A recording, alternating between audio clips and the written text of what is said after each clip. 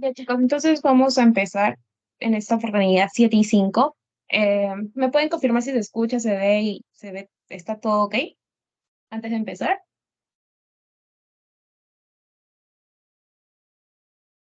Sí se Sí. escucha. Ya, genial. Entonces vamos a empezar. Empezamos con lo que es examen físico abdominal. Nosotros tenemos ya un concepto claro de cómo hacer el examen, ¿no? Primero lo veo, luego em, l- lo percuto, lo palpo y luego lo ausculto, el IPA, ¿ya? Entonces, acá en gastro cambia un poco el asunto. Ya, al menos para gastro es el IPA, córrenlo, porque va antes de tocar el abdomen, vamos a auscultar primero, ¿ya? Primero obviamente lo chequeo, lo ausculto y de ahí puedo realizar lo que es la palpación, luego lo que es la percusión, ¿ya? Palpo, percuto y con eso termino. Pero antes tenemos que acordarnos de las bases anatómicas. O sea, yo no puedo ir más ciegas así acá y no saber qué se ubica debajo, ¿ya? Entonces, es importante que sepamos, recordemos, creo que lo más básico de anatomía. Tenemos dos tipos de divisiones. Esta acá, que es solamente en cuatro. Uno, dos, espérense, voy a ponerle unos. Uno, dos, tres y cuatro, y luego tenemos la división de los ocho cuadrantes, ¿ya? Em, De preferencia, la que más podemos utilizar o la que más se utiliza es la de los ocho, ¿no? Entonces, esta es relativamente sencilla porque también tienen que saberse los nombres. Este es cuadrante superior derecho, cuadrante superior izquierdo, y si hay superiores, también inferiores, y entonces también tendremos derecho e izquierdo, lo mismo, ¿no? Entonces, no hay mucha ciencia ahí, es el más sencillo, por así decirlo. Luego tenemos la otra división en la cual ya cambian un poquito los nombres y esta es la que en teoría más preguntan y las que más más le van a ayudar al momento de hacer su examen de, por ejemplo, en caso de un abdomen agudo, ¿ya? Entonces, acá cambian los nombres. Tenemos el hipocondrio derecho, epigastrio e hipocondrio izquierdo. ¿Qué puedo encontrar en el hipocondrio derecho? Pregunta para ustedes.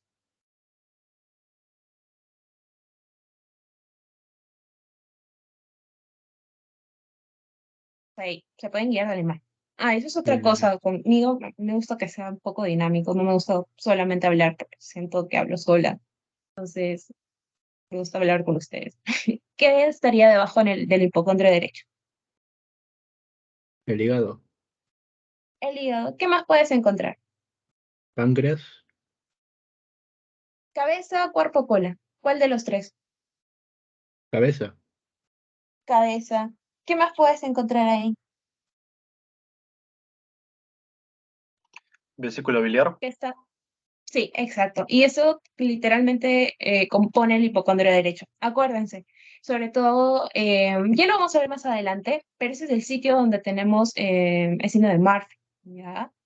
Em, Cuando hay colecicitis, que es la inflamación de la pared de la vesícula, haces ese signo, presionas y sobre todo cuando en inspiración, no es solamente presión, ya lo vamos a hablar más adelante, pero quiero que sepan que ese es el sitio de la vesícula, ¿ya? Ese es el sitio que más se deben acordar porque hay principalmente problemas de vesícula, ¿ya? En epigastrio tenemos obviamente el estómago y también tenemos lo que es el cuerpo del páncreas. En el hipocondrio izquierdo que podemos encontrar, aparte obviamente de la colita del páncreas,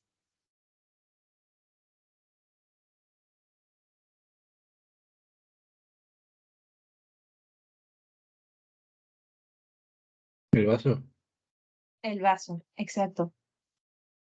Y ya vamos a ver más adelante que el vaso no se palpa, o sea, no deberíamos palpar el vaso, eso es lo normal. Si lo palpamos significa que está grande, ¿ya? Entonces, lo normal es no palparlo.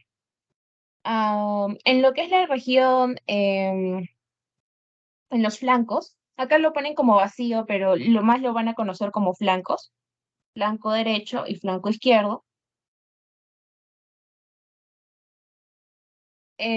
Vamos a encontrar lo que son el colon ascendente, ¿no? Colon ascendente, región umbilical, vamos más que nada, o mesogastro.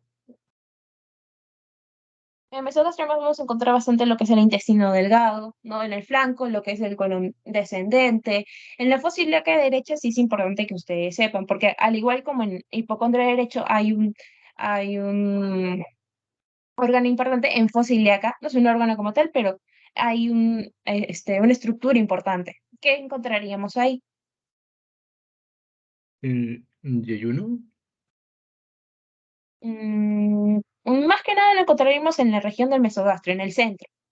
¿Qué es lo que encontramos en la fosa ilíaca derecha? ¿Podría ser el apéndice? Colon ascendente.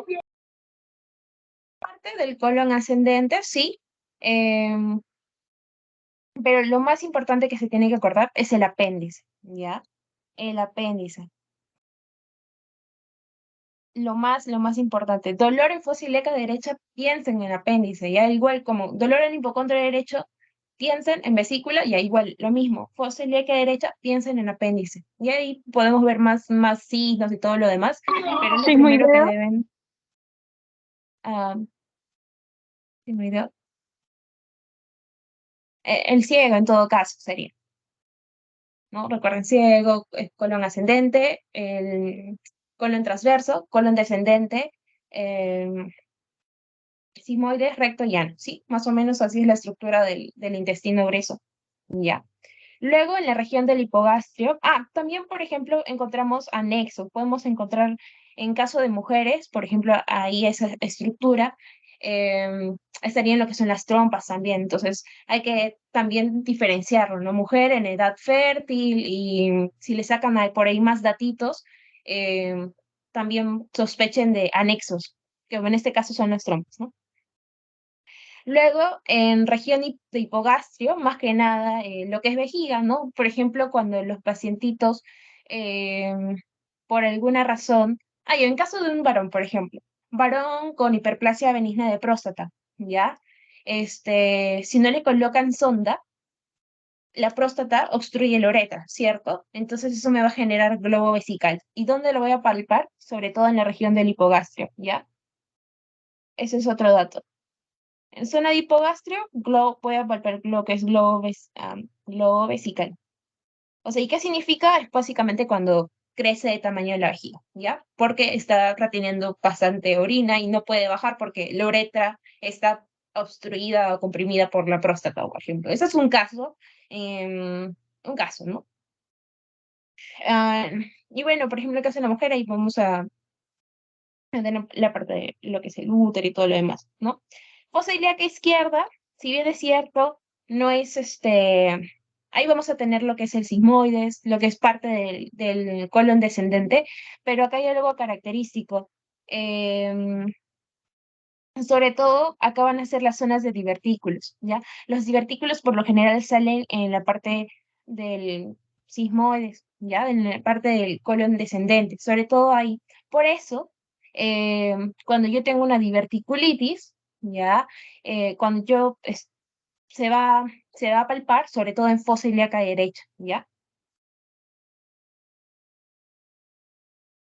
Los divertículos son unos sacos que se van a formar, ¿ya? Unos saquitos en la pared y tienes que puede ser de las tres capas, de la mucosa, submucosa, lo muscular y todo lo demás.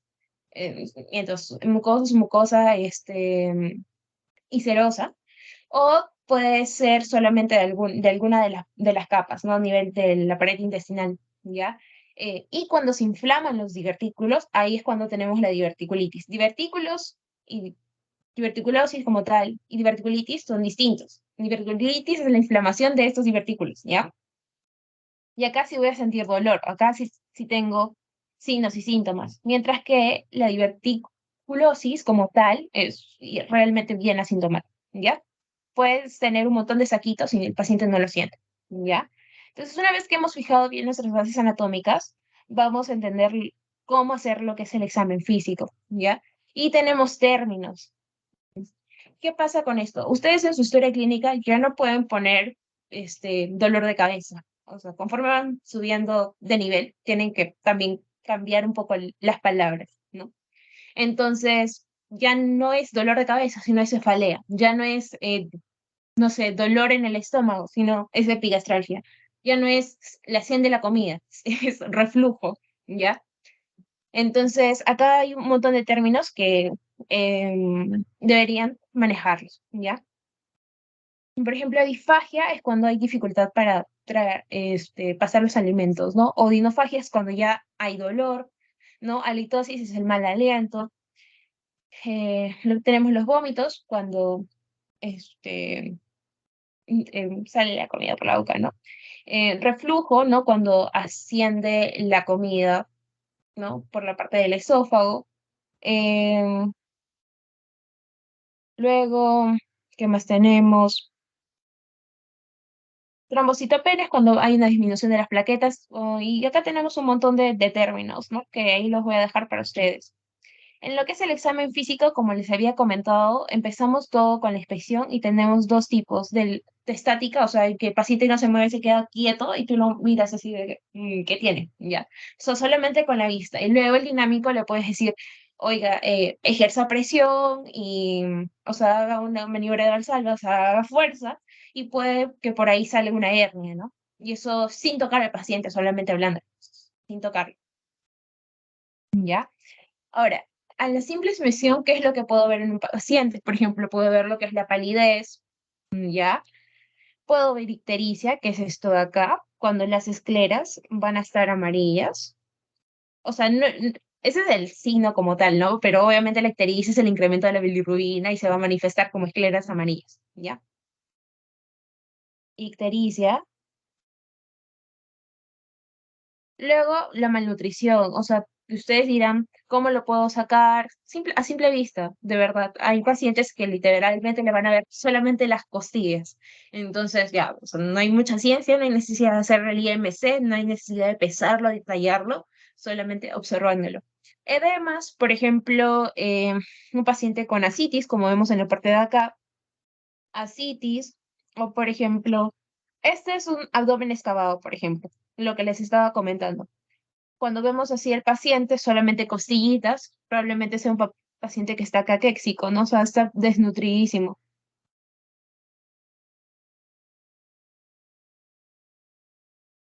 Luego tenemos lo que es acatosis nigricans, que básicamente está relacionado con la resistencia a la insulina. Van a verle como el cuello negro, ¿ya? Y, o sea, uno dirá, ah, es sucio. No, no, no, no, no. Es la resistencia a la insulina, ¿ya? No sé si por ahí, de seguro, cuando van en los buses, ven gente con el cuello oscuro. Antes yo pensaba que era sucio, pero no. Es la cantosis nigricans, ¿no? Y sobre todo lo vemos en pacientes obesos. Em, Luego tenemos, eso es el estado general, ¿no? La anemia, la ictericia es, o sea, a nivel general. Luego, por ejemplo, ya cuando ya me centro netamente en el abdomen, tengo, si lo veo distendido el abdomen o batraciano, probablemente tenga una asitis o pues también tener un ilio, ¿no? Que ya vamos a ver cómo lo puedo diferenciar. Por ejemplo, en el ilio, en algunos de los casos, no va a tener ruidos aéreos, ¿no? Entonces, eh, o sea, y de ahí, ya con el resto de las partes del examen físico nosotros podemos diferenciar, ¿ya? ¿Qué más? ¿Qué más? Por ejemplo, si tengo un abdomen excavado, como acá lo puse, o acá vemos, es un abdomen excavado, significa paciente con malnutrición, un síndrome consuntivo, o sea, un paciente que haya que perdió 20 kilos en 6 meses no es normal. O sea, uno puede perder uno que otro kilito en un par de meses, pero 20, 10, 15 es demasiado. Entonces podemos sospechar por ahí de otras cositas, ¿no? Am, si mi abdomen está simétrico, o sea, tiene una masa palpable, puedo sospechar de tumoración también, ¿no? Am, estos son los estigmas hepáticos. A ver, qué más puedo poner por acá? Estas son estrías, por ejemplo. Estrías violáceas, que por ejemplo están relacionadas pacientes con Cushing, cuando las vean así. Acá vemos un abdomen normal, o sea, a simple vista normal, no, a simple vista normal. Acá, por ejemplo, vemos pacientes, sí, no sé si pueden ver, sí, obviamente que pueden ver las venitas, ya. Eso, cuando se le ven las venitas, es el signo de circulación colateral, ¿no?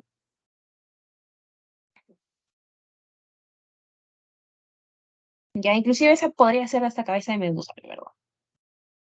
Acá tenemos las palmas hepáticas, sobre todo en pacientes que son alcohólicos, va a haber una atrofia tipo tenar, ¿ya? En la parte de acá. Este es el signo de Cullen, por ejemplo. Signo de Cullen significa hemorragia, sobre todo cuando hay una pancreatitis, obviamente de la grave, ¿no? De la grave. Acá tenemos otras características, por ejemplo, que comentar, ¿no? Cuando tenemos el abdomen plano, distendido, esto es para darle la descripción. Tenemos, tenemos que decir si está simétrico o asimétrico, si tiene cicatrices o estrías, si tiene quimosis, si tiene hernias o desventraciones. Acá no les he puesto un abdomen con hernia, pero básicamente es cuando sale contenido gastrointestinal por un anillo que es anatómico, es un anillo normal que tenemos, ¿ya? Esa es una hernia. Circulación colateral, como les había dicho, signo de Cullen y signo de Gray-Turner. El de Cullen es el periumbilical y el Gray-Turner es el que sale en la zona lumbar de los flancos, ¿ya? También hay que ver lo que es la distribución del vello según sexo.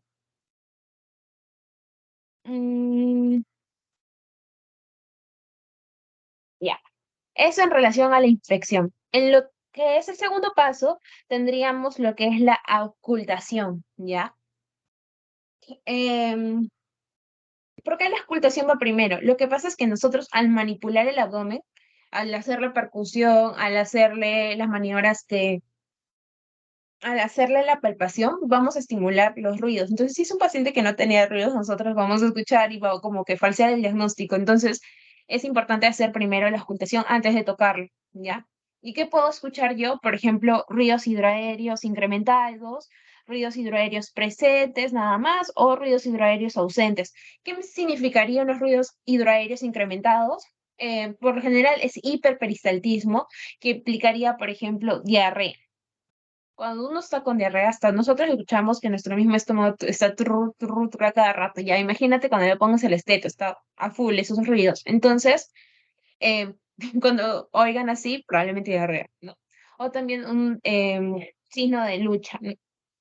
Es cuando eh, previo a una obstrucción completa, por así decirlo, el intestino la lucha literalmente para hacer pasar el contenido alimenticio en este caso, bueno, las heces en este caso, hacia el otro lado. Es por eso genera ese signo, ¿ya?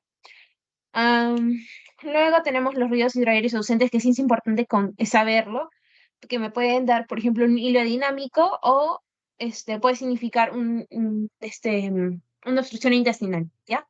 Ese es el todo, ¿no? La obstrucción intestinal. Ahora, la ocultación tiene que ser, aproximadamente tiene que durar 3 minutos. Lo que tengo que escuchar, o sea, los ruidos hidroaéreos tienen que ser de 5 a 30 por minuto, por lo general. Cuando tenemos los ruidos hidroaéreos de lucha, van a ser intensos y prolongados y van acompañados de dolor, y eso es el hilio mecánico, ¿ya? Sobre todo, el hilio mecánico se va a producir porque hay una obstrucción ahí. Entonces, primero, como les había comentado, em, va el intestino a forzar, a ponerle más fuerza para poder hacer pasar, en este caso, las heces, pero luego se va a cansar. Y acá está lo que les comentaba, ¿no? Cuando hay silencio abdominal absoluto, o sea, no escucho ningún ruido, es cuando ya tenemos un hilo paralítico, o sea, cuando literalmente el tránsito intestinal se detiene, no se mueve nada, se queda ahí. Ya hasta ahí estamos bien. Luego empezamos lo que es la percusión. En percusión, em, sabemos que el abdomen tiene que ser timpánico. Entonces, cuando yo lo escuche mate, y no es solo en la zona del hígado, o no es claro, no es en la zona del hígado, y por ejemplo, tiene un abdomen batraciano, hay que sospechar de que este paciente está con ascitis, ¿no?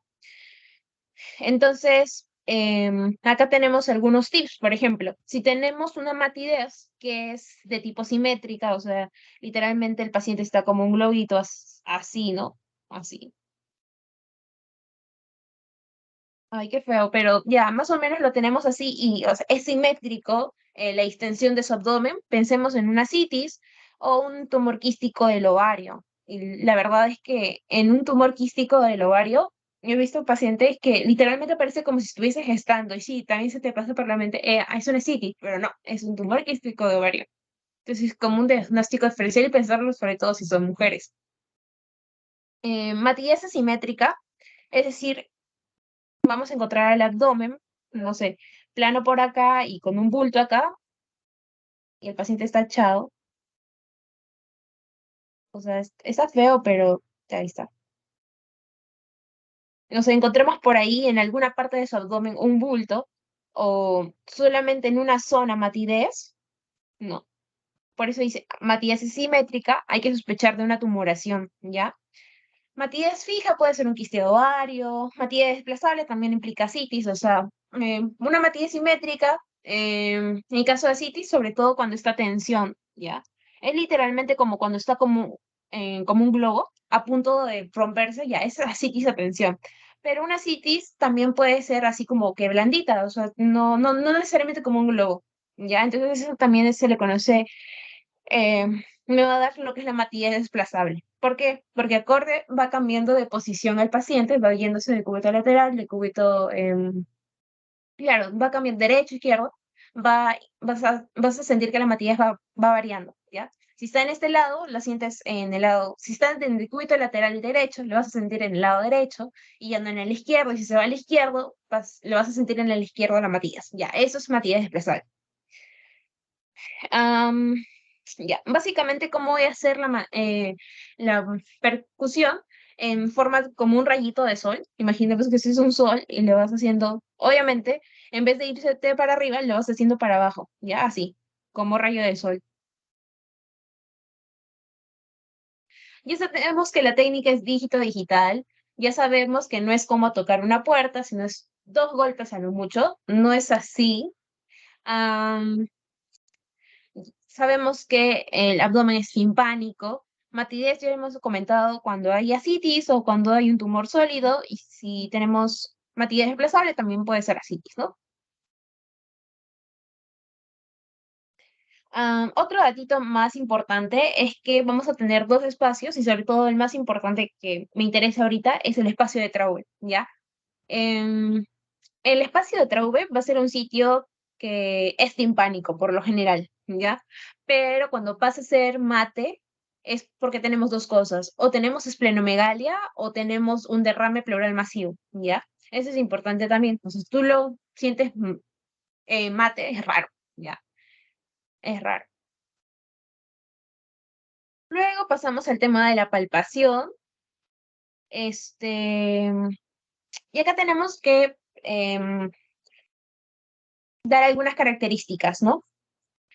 Mi abdomen es blando o es duro, es depresible o no depresible, tiene visceromegalia, tiene patomegalia, esplenomegalia, tiene masas tumorales, masas quísticas, tiene alguna hernia o signos de alarma, que esto más que nada lo vemos en abdomen agudo,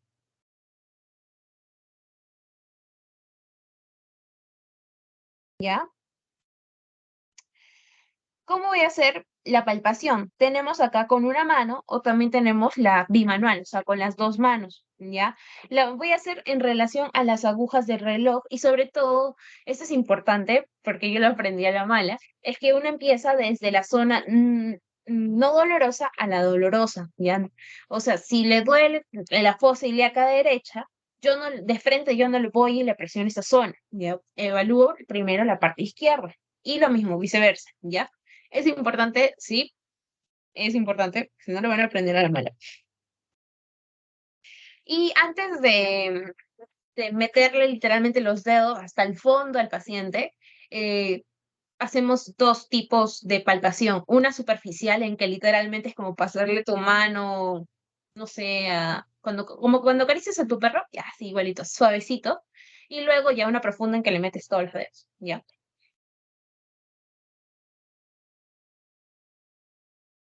Y claro, o sea, ¿qué es lo que yo busco en una palpación superficial? Básicamente palpar una hernia en la pared abdominal, ¿no? Cosas superficiales.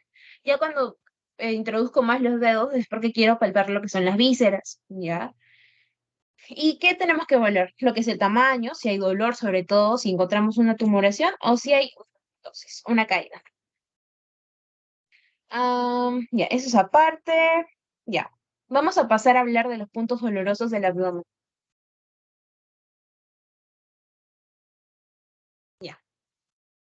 Em, Tenemos que saber estos puntos, sí o sí, ya porque me van a indicar, sobre todo, algunas patologías de abdomen agudo, ya, y generalmente estos son quirúrgicos, entonces es importante que nosotros los sepamos reconocer. Empezamos con el punto doloroso de Murphy, el cual es básicamente, como les había comentado, no es que tú presiones y le duele, no, no, no, no. El Murphy es cuando tú presionas y cesa la inspiración. Eso es el Murphy, no cuando presionas nada más, no, es cuando cesa la inspiración al presionar esa zona, ¿ya? Es dolor a la inspiración en el cuadrante superior derecho. O básicamente, parafraseándolo un poco, es cuando el cese inspiratorio a la presión del cuadrante, en este caso derecho, del hipocondrio derecho. ¿Qué significa colecitis aguda, por lo general? ¿Ya?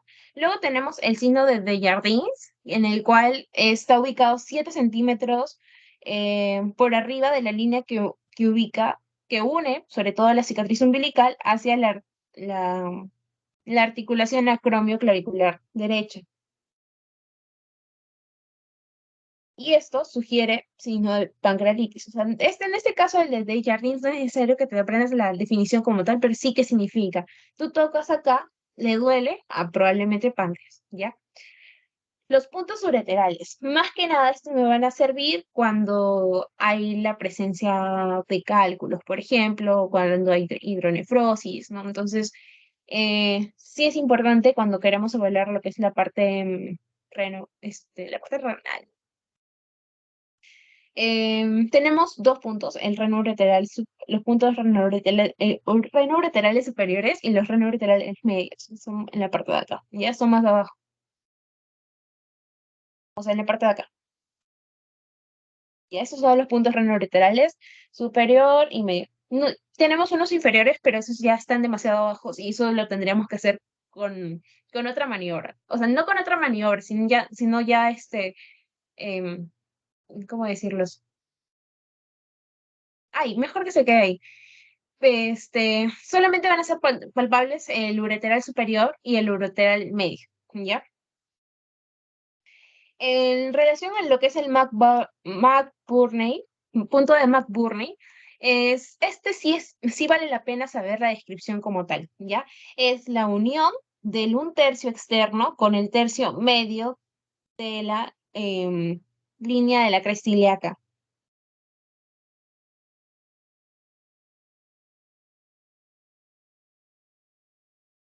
¿ya? Entonces, eso es importante. Acá creo hay dos tercios, ahí se han equivocado, pero básicamente lo que tienen que saber acá es que el punto de McBurney es sugerente de apendicitis, ¿ya? El punto o el signo del Robson es cuando yo presiono el flanco derecho, el flanco izquierdo, perdone, y al presionar los gases viajan y generan dolor en el lado derecho. Eso también es otro signo de apendicitis, ¿ya? Entonces, para recapitular un poco y para que no sea tan aburrido, eh, en una consulta. ¿Y cuál es el orden en el cual yo hago el examen físico gastrointestinal?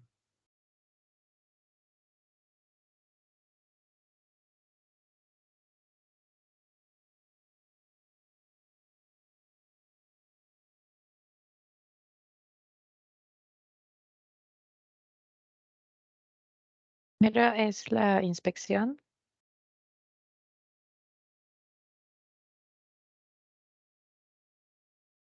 ¿De ahí que sigue? ins- ¿Palpas?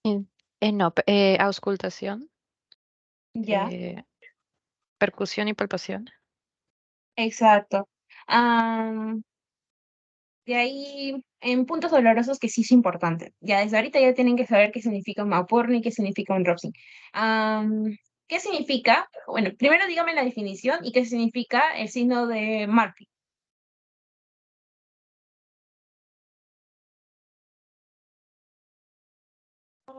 Sería el dolor a la inspiración cuando, bueno, cuando presionan lo que es el cuadrante superior derecho y sugeriría lo que es una colecicitis aguda. Muy bien, exacto. Pero ordenar un poquito las ideas es el cese, eso, cuando la persona deja de inspirar, cuando tú presionas, o sea, le duele tanto que, uy, corta la respiración. Y sí, significa una colecistitis aguda. ¿Cómo hago el signo de Robson y qué significa?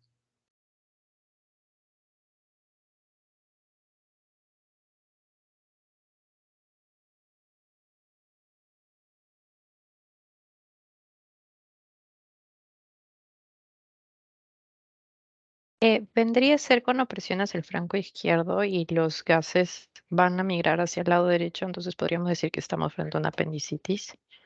Exacto, muy bien, me están entendiendo ya, genial. Exacto. De ahí otros signos importantes em, que tenemos que recomendar, que tenemos que saber. Un abdomen duro que, o sea, no se mueve durante la inspiración, es un abdomen en tabla, ¿ya? Y eso es sugerente a una peritonitis, es decir, ya se reventó la bíceps, en este caso el vestido, lo que sea, y todo el contenido, o sea, ya sabemos lo sucio que debe ser, ha ido hacia el peritoneo. Y obviamente esto lo irrita y me genera este, un abdomen rígido, abdomen en tabla, ¿ya?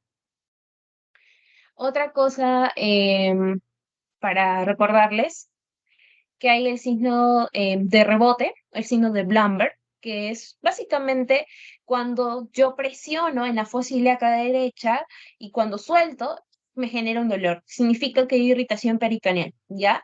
Y esto es otro signo de apendicitis, ¿ya? Y también puede ser orientativo a una peritonitis, al igual que el abdomen en tabla, al igual que el Blamber, ¿no? Y hay otro signo que es el guineum musi, sí, guineum musi, ¿ya? En el cual eh, es lo mismo que el blumper, pero es cuando tú haces lo mismo, o sea, presionas y sueltas en otra parte que no sea la fosa ilíaca derecha, ¿ya? Para mencionarlos. Luego mencionamos el tema de las hernias, como les había comentado, es la salida de contenido de las vísceras a través de un orificio anatómico, ¿ya? A través de un orificio anatómico. Tenemos las reductibles y las irreductibles. Las reductibles es que a la presión vuelven a su sitio y las irreductibles son las que se quedan ahí afuera. O sea, lo presionas, no vuelve a su sitio. Y el tema acá es que puede haber un momento en que, recuerden, o sea, es un orificio chiquito, ¿no? Y puede generar lo que es estrangulación, o sea, cortar el suministro sanguíneo y esa zona se comienza a morir. Y recuerden que es una parte del intestino que ha salido, entonces ahí estamos frente a una emergencia. Y cuando hablamos de una eventración es cuando hay salida de elementos intraabdominales, sobre todo a través de un orificio patológico, ¿no? Por ejemplo, cuando el paciente se sometió a una cirugía, ¿no? Y se le salen los intestinos porque se abrió, ¿no? Se le abrió la herida, por ejemplo, ¿ya? Eso no es una hernia, eso es una eventración, ¿ya? Porque el orificio no fue anatómico, fue por un corte, ¿ya? Entonces, hasta ahí estamos bien. Luego vamos a comentar un poquito del tema del vaso. Como les dije, el vaso no se palpa. No, tú no tienes por qué palpar el vaso. Cuando lo palpas es porque está mal, ¿ya? Cuando lo percutes es porque está mal. Sobre todo, como les había comentado, cuando lo percutes en el espacio de Traube y es mate, ya, eso está mal, es patológico. Em, Igual, no se percute, no se palpa. Em, Luego acá tenemos algunas maniobras para palpar el vaso. Tenemos la maniobra Nageli que favorece el descenso del vaso. Te plantas en el lado derecho del paciente, haces que se esté en decúbito lateral derecho en este caso y colocas tus dos manos y sientes, ¿no? O también la maniobra de Merlo, en el cual relaja la pared abdominal y facilita el descenso del vaso, ¿no? Ya. Luego el tema del hígado. El hígado tiene un espasmo hepático de 12 centímetros, como vemos en la parte de acá, y el reborde costal lo cubre. Cuando está más, o sea, lo sientes que está más del reborde costal, significa que tienes hepatomegalia, ¿ya? Y tienes maniobras, ¿no? Maniobras para poder palpar el hígado. Tienes la maniobra de cuchara, en las cuales tienes que palpar los bordes. El hígado tiene un borde romo, ¿ya? Luego tienes que palpar, tienes otra maniobra que es la bimanual. Y acá utilizas obviamente las dos manos, ¿no? Tienes la de Chaufard, que es o sea, una mano adelante, otra detrás, y vas ascendiendo conforme va respirando el paciente. Tienes la maniobra de Gilbert, que es con las dos y lo vas palpando. Em, y la maniobra del enganche, en el cual te colocas más o menos para el área de la cabeza y jalas, así es como si estuvieses jalando. Por eso se llama maniobra de enganche. Luego, estos son otro tipo de maniobras que es más que nada para evaluar lo que es la citis, ¿ya? Acá tenemos el signo del témpano, es que lo presionas y cuando rebota, ¿no? Y sientes como que si fuese un líquido, suena como si fuese un líquido, ya, pues eso es asitis. O por ejemplo, cuando le agarran en la parte de acá, como vemos, acá, y hacen un golpe, sienten como el signo de la oleada, ¿no? Como cuando el mar te golpea, ya igualito. Luego que hay otra técnica que justamente lo aprendí en este semestre, es chévere. Le colocas el estetoscopio debajo en la parte del hígado como tal, donde sientes el hígado, y luego vas haciendo así, como si rascaras, y cuando sientes que se escucha como tal, significa que ese es el borde donde termina el hígado. Por ejemplo, si no la puedes detectar con las maniobras de acá, ni con la maniobra de enganche, ni con el peloté, ni con la maniobra de chaufar, ni con ninguna de las maniobras, puedes intentar esto, ¿ya? Sobre todo en niños, porque, pucha, en niños es un poco más tranca hacerle todas estas maniobras. Como que el abdomen está tan blandito que puede, y a veces te confundes, ¿no? Entonces puedes aplicarla de acá. Ya, listo. Entonces, vamos a pasar a lo que es semiología del esófago. Voy a correr un poquito porque, pucha, veterano, 40 minutos en esa teoría. Em, ya. Como les había comentado, hay que saber algunos términos y acá están como que las definiciones de los términos que tienen que saber. Ya les comenté qué es disfagia, ya les comenté qué es duodenofagia. Pirosis es el ardor retroesternal, ya generalmente ocasionado por el ascenso del contenido gástrico, ¿ya? Pero te van a decir, el paciente tengo un dolor acá detrás del esternón, ¿ya? Cialorrea, exceso de salivación, halitosis, mal aliento, pituita, vómito salival matinal, eh, arcada es la náusea más esfuerzo del vómito. Náusea es solamente la sensación de asco. Vómitos cuando ya sale y arcada es como náusea más ese intento o intento fallido de vómito, ¿ya? Ah, el hiposingulto y listo. Esos son los términos que deberíamos conocer. Para evaluar el esófago, ¿qué técnicas o qué métodos tenemos? Tenemos el esofagograma varitado, que es esto de acá. Literalmente tiñen con vario el esófago y se ve acá bien chévere. Luego tenemos la fluoroscopía, la biofluoroscopía, endoscopía, manometría y pechimetría. Manometría y pechimetría me van a servir más, por ejemplo, en lo que es enfermedad de reflujo gastroesofágico, por ejemplo, en la calasia, y la endoscopía siempre me va a ser muy útil, ¿ya? Endoscopía sobre todo cuando quiero ver tracto digestivo superior, ¿ya? Esos son los exámenes disponibles que tenemos. Y ahora vamos a hablar del síndrome de reflujo gastroesofágico, ¿ya? Básicamente es cuando el contenido gástrico asciende al esófago. Definición muy simple, ¿ya? Tipos vamos a tener de tipo fisiológico, patológico. ¿A quién no le ha pasado que después de una comida copiosa se duerme y, o sea, tiene sensación de que, pucha, de alguna manera regurgitó la comida, ¿no? Y sientes como que ardo, ya. Eso es normal, siempre y cuando te pase una vez a las 500 y no tenga consecuencias, es decir, no genere alteración en tu esófago, ¿ya? Entonces, el fisiológico de vez en cuando, ¿no? Sin complicaciones. sin complicaciones, te pasa una que otra vez, ¿no? Por otra parte, cuando ya hablamos de algo patológico, es que, o sea, es seguido, em, no es que, pucha, me pareció una vez al mes, no, es más seguido, generalmente va precedido de náuseas, vómitos, y acá sí va a haber una alteración en el esófago, porque como es seguido, va a generar daño en las paredes del esófago, ¿ya?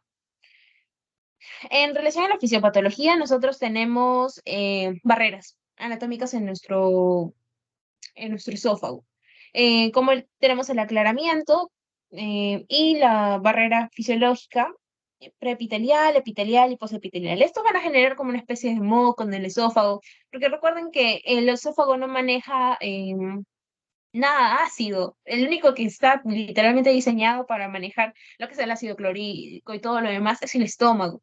Pero cuando le cae eso al esófago es como que no está preparado y simplemente va a generarle lesiones, ¿ya? Y acá tenemos los factores defensivos, o sea, que nuestro esfínter esofágico sea competente, que nosotros tengamos una peristalsis primaria, que haya aclaramiento esofágico, la salivación, la resistencia natural de la mucosa, todos estos son como factores protectores que van a evitar que yo tenga reflujo, ¿no? Pero cuando yo tengo factores agresivos como relajamiento transitorio del esfínter esofágico inferior, o cuando tengo un pH del material eh, cuando el pH del material que refluye es más ácido, me va a generar más daño. O cuando, por ejemplo, los números de episodios del reflujo, no es lo mismo, como les dije, que una persona normal pueda tener reflujo porque comió, no sé, pollo a la brasa y anticuchos una noche y luego se fue a dormir, que una persona que, o sea, con solamente comer un pancito en la noche lo tiene, ¿no? No es lo mismo. Y bueno, básicamente todo esto, tanto ese desequilibrio entre los factores defensivos y los agresivos, me va a conllevar a una enfermedad de reflujo gastroesofágico, ¿ya? Y acá tenemos, ¿no? El principal caso, por ejemplo, por la cual yo voy a tener una EDG o enfermedad de reflujo gastroesofágico es por la hipotonía del esfínter esofágico inferior, ¿ya? O sea, es muy blandito. Entonces, si es muy blandito, obviamente va a regurgitar la comida, ¿no? Eso es importante que se acuerden. Entre las manifestaciones clínicas podemos dividirlas en típicas y atípicas. Las típicas van a ser, por ejemplo, la pirosis, ¿ya? La regurgitación, que es lo más clave, porque eso es lo que te va a decir el paciente en la consulta. Oye, doctor, siento que la comida sube a cada rato, esto no es de días, ¿no? Y siento una quemazón en la parte de acá, y siento que tengo dificultad para consumir mis alimentos porque me arde, también puede tener odinofagia, ¿no? Entonces, eso es lo típico. Y luego también tenemos los atípicos, que son las náuseas, eruptos, vómitos, dolor epigástrico, epigastralgia. am, ¿Qué más? ¿Qué más? Síntomas respiratorios también puede tener. Y es porque al tanto regurgitar, recuerden que a veces sube tanto y que puede generar como quemazón en la parte de acá, ¿no? Am, Dolor faríngeo, ronquera, sensación de nudo en la garganta, etcétera, ¿ya? Luego tenemos lo que es la clasificación de Montreal, en las cuales vamos a tener como el enfermedad de reflujo gastroesofágico es demasiado versátil, como vemos acá en los síntomas, no solamente puede afectar netamente al esófago, sino también puede irse para otros sitios y generarme otras complicaciones. A alguien se le ocurrió clasificar. Entonces, tenemos los síndromes esofágicos y síndromes extraesofágicos, ¿ya? Em, los síndromes esofágicos, acá tenemos lo que es el reflujo y el dolor torácico por el reflujo como tal, ¿ya? Cuando esto se sale de control, puedo tener complicaciones que lo vamos a ver más adelante, pero también están en este cuadro. Puedo tener esofagitis por reflujo, estenosis por reflujo y esófago de Barrett, que es algo que tenemos que recordar, ¿ya? Y también tanto reflujo me puede llevar inclusive a un adenocarcinoma esofágico, ¿ya? Entonces, es algo que sí debemos evitar en los pacientitos. Luego tenemos lo que son los síndromes extraesofágicos, ¿ya? En los cuales, por ejemplo, voy a tener síndromes como el de la tos por reflujo, laringitis, asma o erosión dental por reflujo, ¿ya? O sea, si se dan cuenta, esos son síntomas que van fuera de la parte del esófago, entonces son más fáciles de recordarlos. Entonces, si yo tengo todos estos síntomas, puedo tener las siguientes enfermedades, ¿no? Por ejemplo, faringitis, sinusitis, fibrosis pulmonar idiopática o otitis media recurrente, ¿ya? Entonces, creo que está un poquito sencillo para recordar, sobre todo esofágicos, esofágicos, tos, asma, erosión dental. Llegamos a hablar un poquito de las complicaciones, como les había comentado, cuando tenemos una estenosis péptica, ¿no? Que es como, em, vamos a tener un síntoma adicional que es la disfagia, ¿ya? Ah, mm, si, por ejemplo, a todos los síntomas que tenemos en la parte de acá se le suma lo que es la ulceración y la hemorragia, podemos sospechar una anemia, me va a manifestar una anemia ferropénica. ¿No recuerdan que el estar perdiendo sangre de manera crónica al final te lleva a una anemia? Ah, luego, como les había comentado, lo más importante es lo del esófago de Barrett, que, o sea, es preguntado, independientemente de si les viene o no en el examen, es importante. Lo que pasa es que en nuestro esófago tenemos un epitelio plano, ¿ya? Que va a ser por capas, es decir, va a ser estratificado y es no queratinizado, porque obviamente acá no hay queratina, ¿no? Es como similar a la piel, pero sin queratina. Son capas y capas de células planas, ¿ya? Y el tema es que cuando hay bastante regurgitación, ¿ya? El epitelio del esófago cambia, se vuelve columnar, o sea, se vuelve como el del intestino, ¿ya? Bueno, el del estómago, disculpen, que es columnar. Entonces, eso es un esófago de Barrett y eso básicamente tiene, es una metaplasia, ¿no? Recuerden que antes de que yo tenga una neoplasia, primero es meta, luego es displasia y luego es neoplasia, ¿ya? Entonces, es como un signo de alarma, hay que tomarlo en cuenta como un signo de alarma. Cuando hay estos tipos de cambios hay que tener bastante cuidado y tener un buen manejo para que no progrese en una adenocarcinoma esofágico, ¿ya?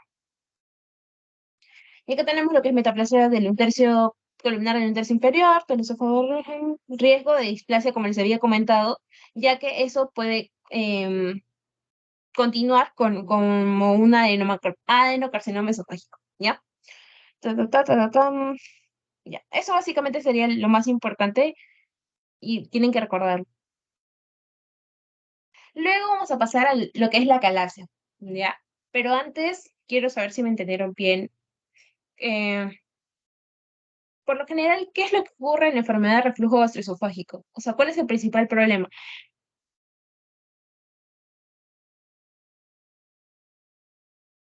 Se podría generar una metaplasia a nivel del esófago, por lo que cambia el epitelio del esófago por el reflujo. Claro, sí.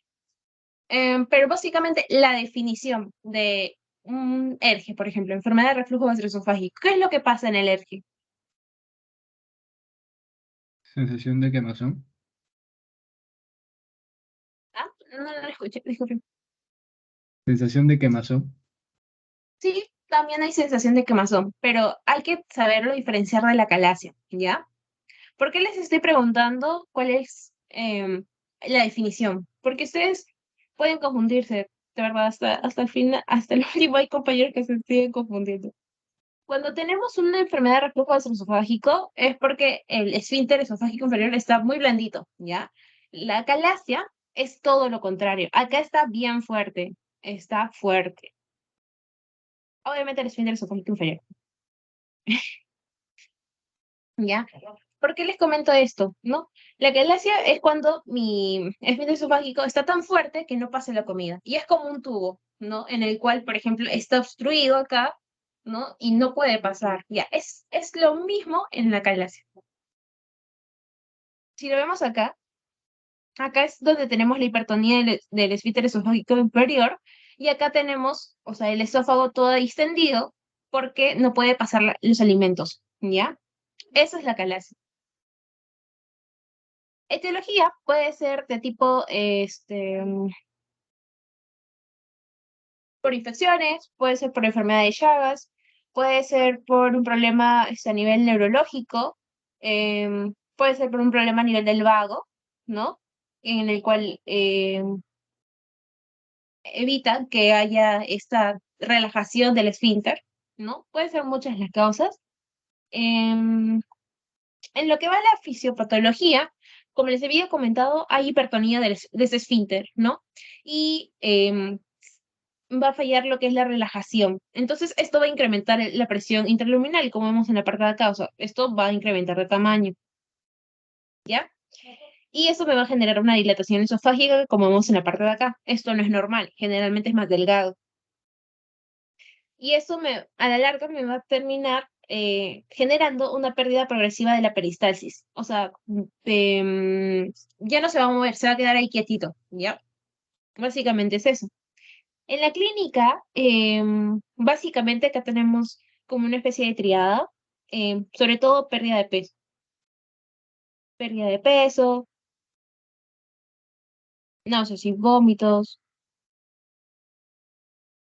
náuseas y vómitos, regurgitación. Y si se dan cuenta, va a ser muy, muy simple deducirlo, porque si no pasa la comida, ¿a dónde se va a ir? Tiene que salir por algún lado. Si no sale por el ano, va a salir por la boca. Así de simple. Entonces, vamos a tener lo que es la regurgitación. Por eso voy a tener las náuseas y los vómitos, como les comentaba. Si no sale por abajo, va a salir por arriba. Y pérdida de peso, porque obviamente el paciente, si no le llega alimento al estómago, o sea, no se está alimentando, por más que ingiera. Entonces, si no se absorbe al fin y al cabo los alimentos, va a perder peso, ¿sí? Entonces, básicamente eso va a ser la clínica. También va a tener disfagia, obviamente, porque el paciente no sabe qué es lo que le está pasando y quizás pierde peso y quiere comer más y más y más y pues va a darse esa sensación de dificultad para deglutir porque está lleno, ¿ya? Eso también se puede presentar. Para mi diagnóstico tengo lo que es el esofagograma, o sea, lo que ven acá. Esta es una radiografía paritada y se le conoce como esofagograma. Y también tenés lo que es la manometría, que es como el gol estándar, ya de la calasia, porque con eso me va a medir cuánto es la fuerza del esfínter esofágico inferior. Entonces, si es más del valor normal, ya sabemos que es acalasia, ¿ya? Luego tenemos lo que es el cáncer de esófago, ¿no? Podríamos decirlo como la continuación de alergia, o sea, la continuación grave, grave de alergia, ¿no? Que termine el pacientito con un cáncer de esófago. Em, ¿Cómo decirlo? Es importante que nosotros lo detectemos a tiempo, ¿ya? Porque lamentablemente estos pacientitos, a mí me ha tocado ver uno y literalmente mueren por inanición a veces, o sea, sin comer. Entonces es importante que lo detectemos a tiempo. Y básicamente todo empieza cuando deja o siente dificultad al tragar alimentos sólidos, ¿ya? O se siente que ya, conforme va pasando los meses, ya no puede, va cambiando la dieta. Si tú le preguntas, ¿comía antes sus segundos o arroz? Sí, sí, sí. Y luego pasó a mazamorritas. Y luego pasó a licuaditos. Y luego ya no puede ni tomar el agua. Más o menos así sería la progresión, ¿ya? En que interrupción de los alimentos sólidos para pasar a los líquidos, porque recuerden, el cáncer de esófago, ¿qué es lo que va a pasar? Y acá se ve, por ejemplo, este es un esófago de diámetro en teoría normal, pero acá vemos como si, o sea, se comiera, ¿no? Como si se comiera parte del esófago, ya. Ese es un C, es una adenocarcinoma, ¿ya? Entonces, si esto va creciendo y creciendo, obviamente es como un tubo, ¿no? Entonces, si hay una obstrucción acá, no pasa la comida, entonces el paciente va a perder peso, y eso es característico, ¿ya? Va a perder bastante peso. eh, Probablemente le encuentres caquético al paciente, disfagia obviamente, porque no va a poder alimentarse, si se darán cuenta, o sea, se va a acumular tipo la calasia, similar, pero la diferencia es que acá es justamente la altura del esfínter Y en el cáncer, por ejemplo, es más arriba o es en es en otro sitio que no es en el esfínter como tal, ¿no? Entonces, vamos a tener disfagia, dolor retroesternal, ¿no? Es inespecífico, ¿no? Pero todo suma, ¿no? Todo suma para detectar, en este caso, el SEA. Am, Sobre todo, es un signo tardío, te dice que es cuando el tumor es de gran tamaño, ¿ya? Ya. Entonces, mm, ¿cuál es la definición de acalasia, chicos? Tendría que ser cuando el esfínter se pone muy duro, tanto que le impide al paciente poder comer adecuadamente. Exacto, sí, pero hay que decirle hipertónico. Yo le digo muy duro porque, bueno, en fin, o muy fuerte, pero hay que decirle con propiedad. Hipertónico, esfínter hipertónico, pero sí está bien, esa es la definición, básicamente. Am, ¿Qué más? ¿Qué más? Em, ¿Cuáles son los signos clásicos de una enfermedad por reflujo gastroesofágico, o sea, de alergia? Los típicos, por así decirlo. Podría ser quemazón, ¿Cómo se eh, llama la quemazón también? El otro nombre de la quemazón. Pirosis. Pirosis, ya tenemos uno. Y enfermedad de reflujo gastroesofágico. ¿Cuál es el otro síntoma? dolor retroesternal. Claro, el dolor retroesternal también puede ser por la misma pirosis, pero hay otro síntoma importante.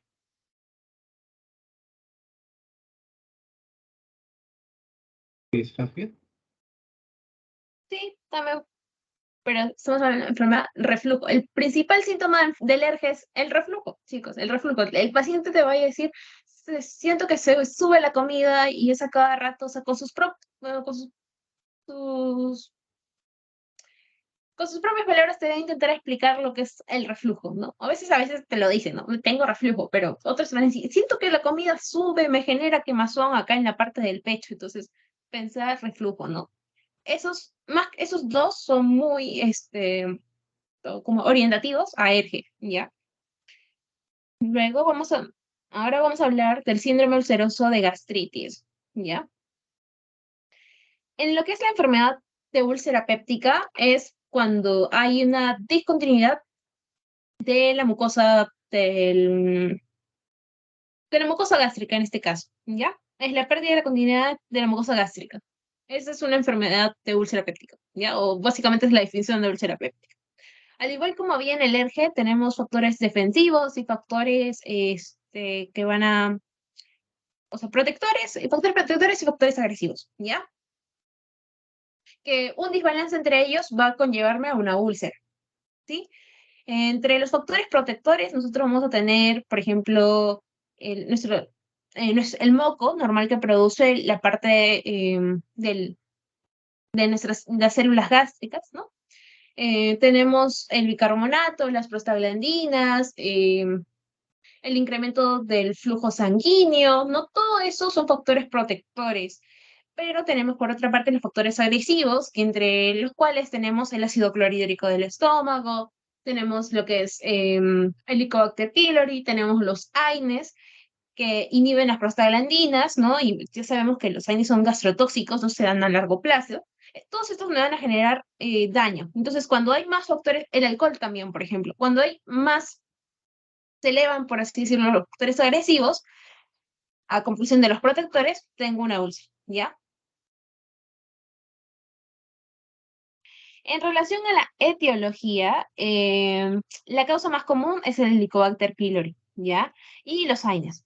También puedo tener úlceras por estrés, puede ser por inclusive formas poco comunes, por un gastrinoma, pero acuérdense las más comunes, de momento las más comunes, ¿ya? Luego tenemos lo que es la fisiopatología, es básicamente lo que les he explicado, o sea, un desequilibrio entre factores defensivos y los factores agresivos me va a conllevar a mi úlcera, es decir, cuando ganan los factores agresivos. ¿Ya? Acá está lo que les mencioné, Aedes, Helicobacter, y acá como factores defensivos el moco, el bicarbonato, el flujo sanguíneo y las prostaglandinas, ¿ya? Ahora, esto es netamente de cómo se forma una úlcera, la fisiopatología de cómo se forma una úlcera. Esto es a detalle de cómo se forma una úlcera de parte por el Helicobacter pylori, ¿ya? Ahorita les voy a comentar.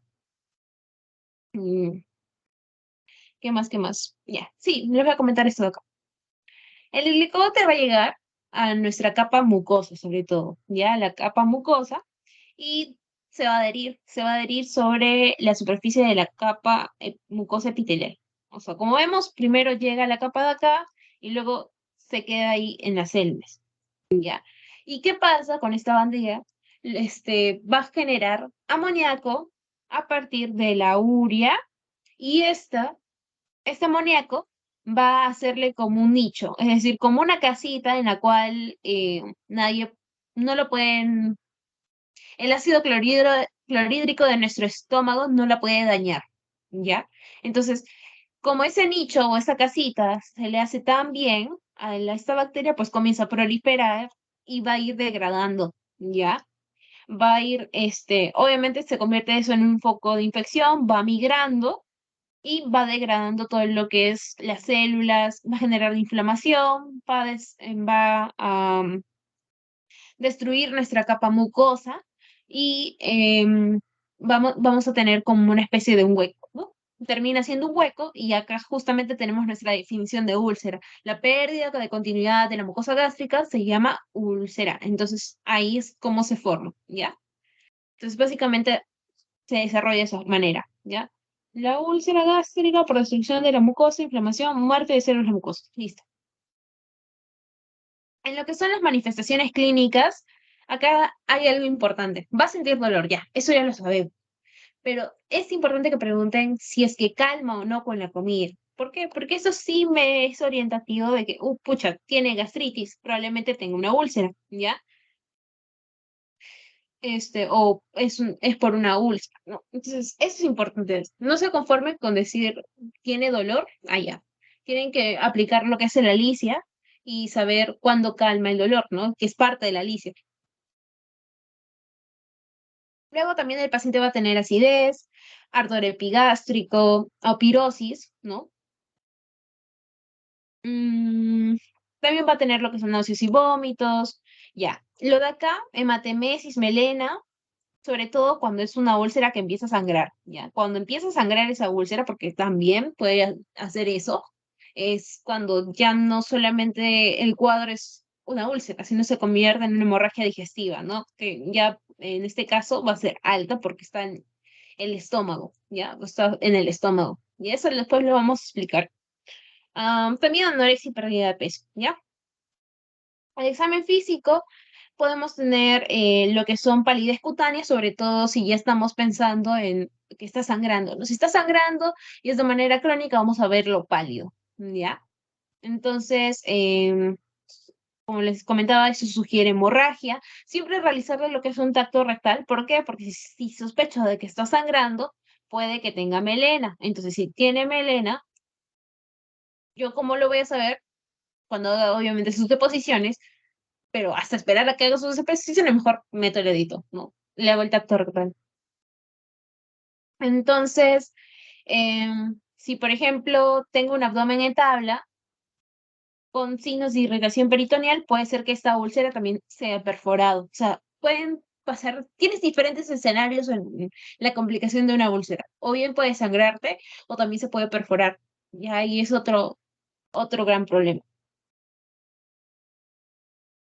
De ahí, ¿qué más? ¿Qué más? En las complicaciones, acá está lo que les he comentado. Tenemos una hemorragia digestiva alta. ¿Por qué? Porque pertenece al estómago, ¿cierto?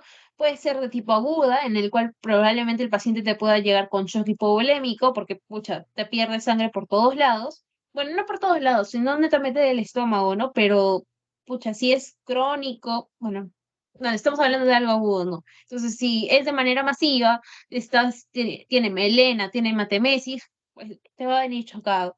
Si es crónico, probablemente el paciente tenga una anemia normocítica normocrónica.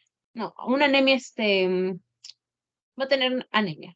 de tipo, espérate, espera, si quieres. Va a tener anemia de tipo normocítica, normocrómica, porque es un proceso crónico. Ya. Am,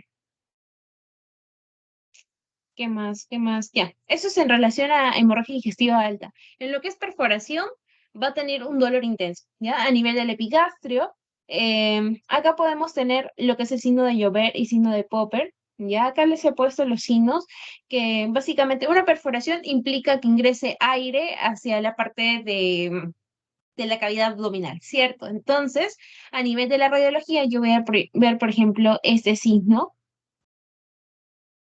el signo de Popper, en el cual tenemos las alas de gaviota, ¿no? Las alas de gaviota que es producto de un hemoperitoneo, o el signo de Popper, que es casi muy similar, ¿no?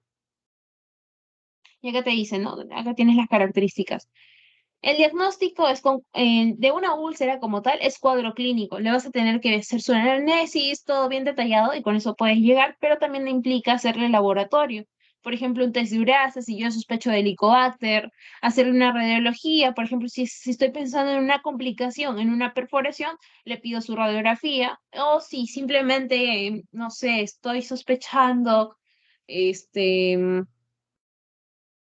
mm, ay, no sé, de una de una úlcera como tal, que no sea por Helicobacter o que sea por otra razón, puedo hacer una endoscopía, ¿ya? Ya. Y ahora vamos a pasar a hablar, espérense un ratito, porque no se me guardó. Ya. Vamos a pasar a hablar de gastritis. Gastritis es inflamación de la mucosa gástrica, ¿ya? En lo que es la fisiopatología, tenemos mucosa normal, pero tenemos esa mucosa normal, pero cuando altero la dieta, tengo Helicobacter, tengo factores ambientales o predisposición genética, va a cambiar esto, ¿ya? Voy a obtener una gastritis crónica superficial, crónica trófica, metaplasia, y saben que metaplasia es como que un paso antes de la displasia es como, pues, ya casi una lesión precancerígena, ¿ya? Entonces, tenemos cáncer gástrico y al final, si esto se descontrola, pues tengo una metástasis, ¿ya? Cuando hablamos de una gastritis superficial, es cuando recién hay cambios inflamatorios limitados solamente en la superficie de la mucosa. Por eso la parte superficial. Por eso te dice superficial, porque solamente se afecta en lo que es la mucosa.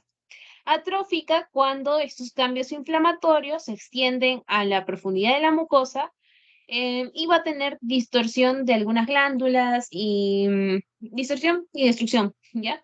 Y acá es cuando ya tenemos lo que es la metaplasia, y una atrofia gástrica es cuando hay una completa pérdida de la estructura glandular y sobre todo hay poco infiltrado inflamatorio, ¿ya? Entonces, las gastritis se pueden clasificar en dos, las agudas y las crónicas. En las gastritis agudas, ya sabemos que es una inflamación localizada en determinado punto, es autolimitada y generalmente puede ser erosiva y hemorrágica.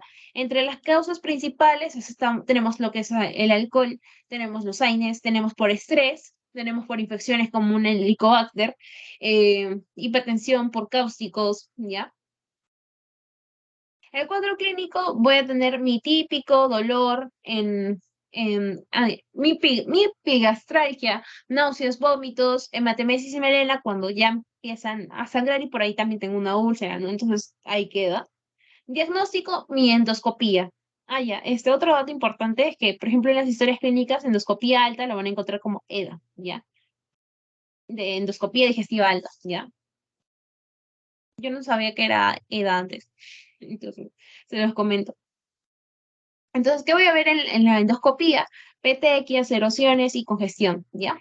Y tratamiento, en corregir los factores agresivos, por ejemplo, si todos los fines de semana tomaba alcohol, pues suprimirlo, ¿no? Darle antiácido, sucrefato, inhibidores de la bomba de protones, básicamente eso, ¿no?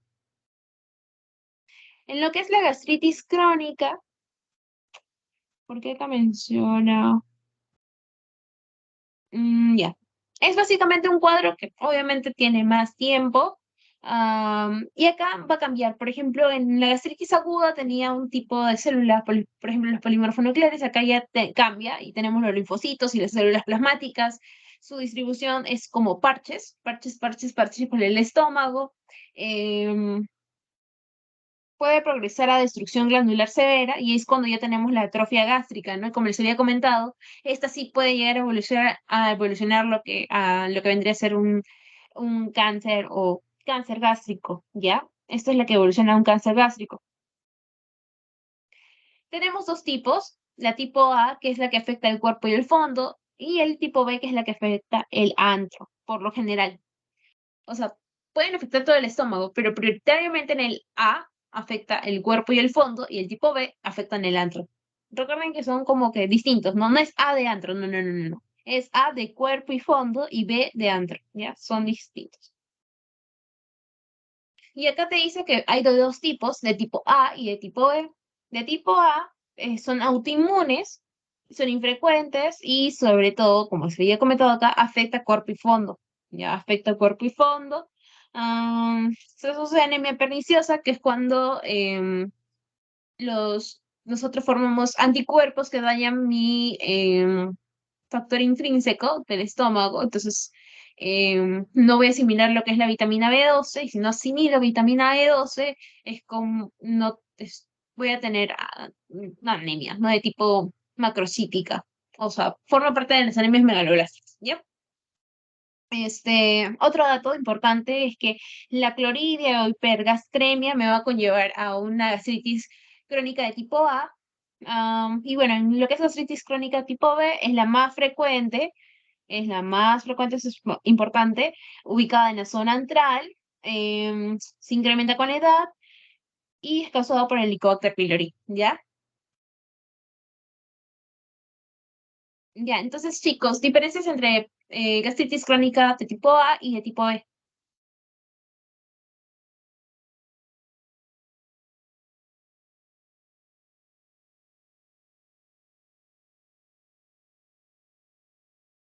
Por ejemplo, ¿en dónde afecta principalmente? ¿Cuáles son las causas?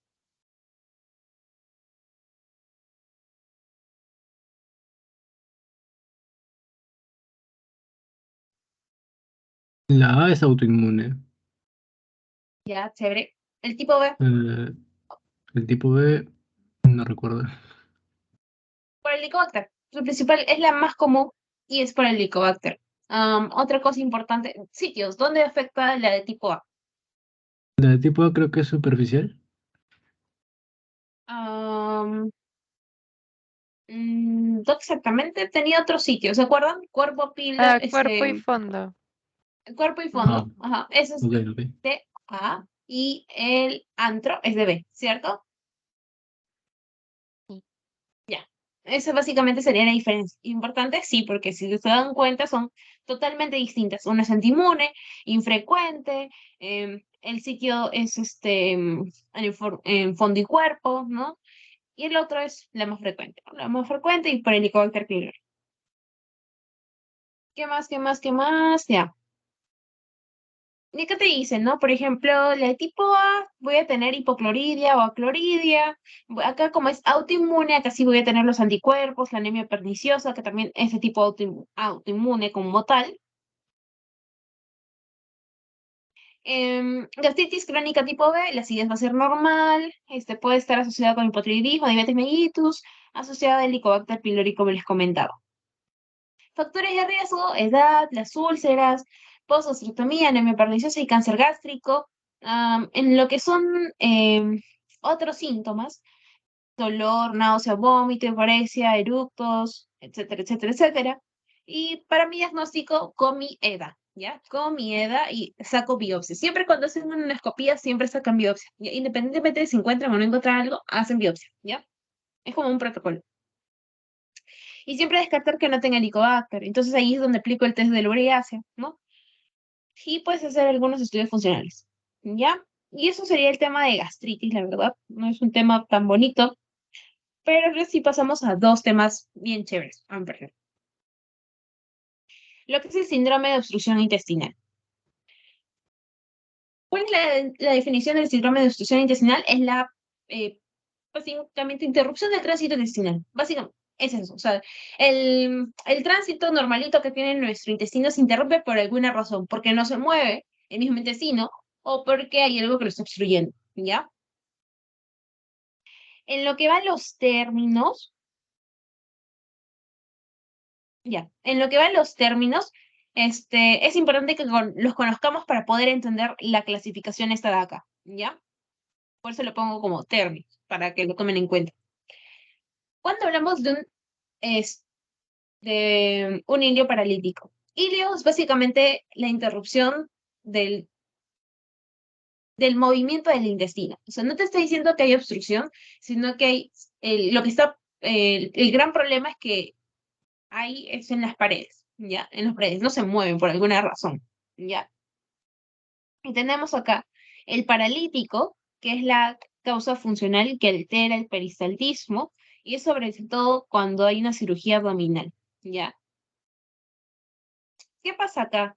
Cuando hacen una cirugía, sacan los intestinos, o sea, no es que saquen los intestinos, disculpen, hay bastante manipulación más bien de la parte intestinal, es como que le ponen gasas, ¿no? Es cuando quieren, por ejemplo, operar, para que absorba el contenido, ¿no? Y no interrumpa el momento de la operación.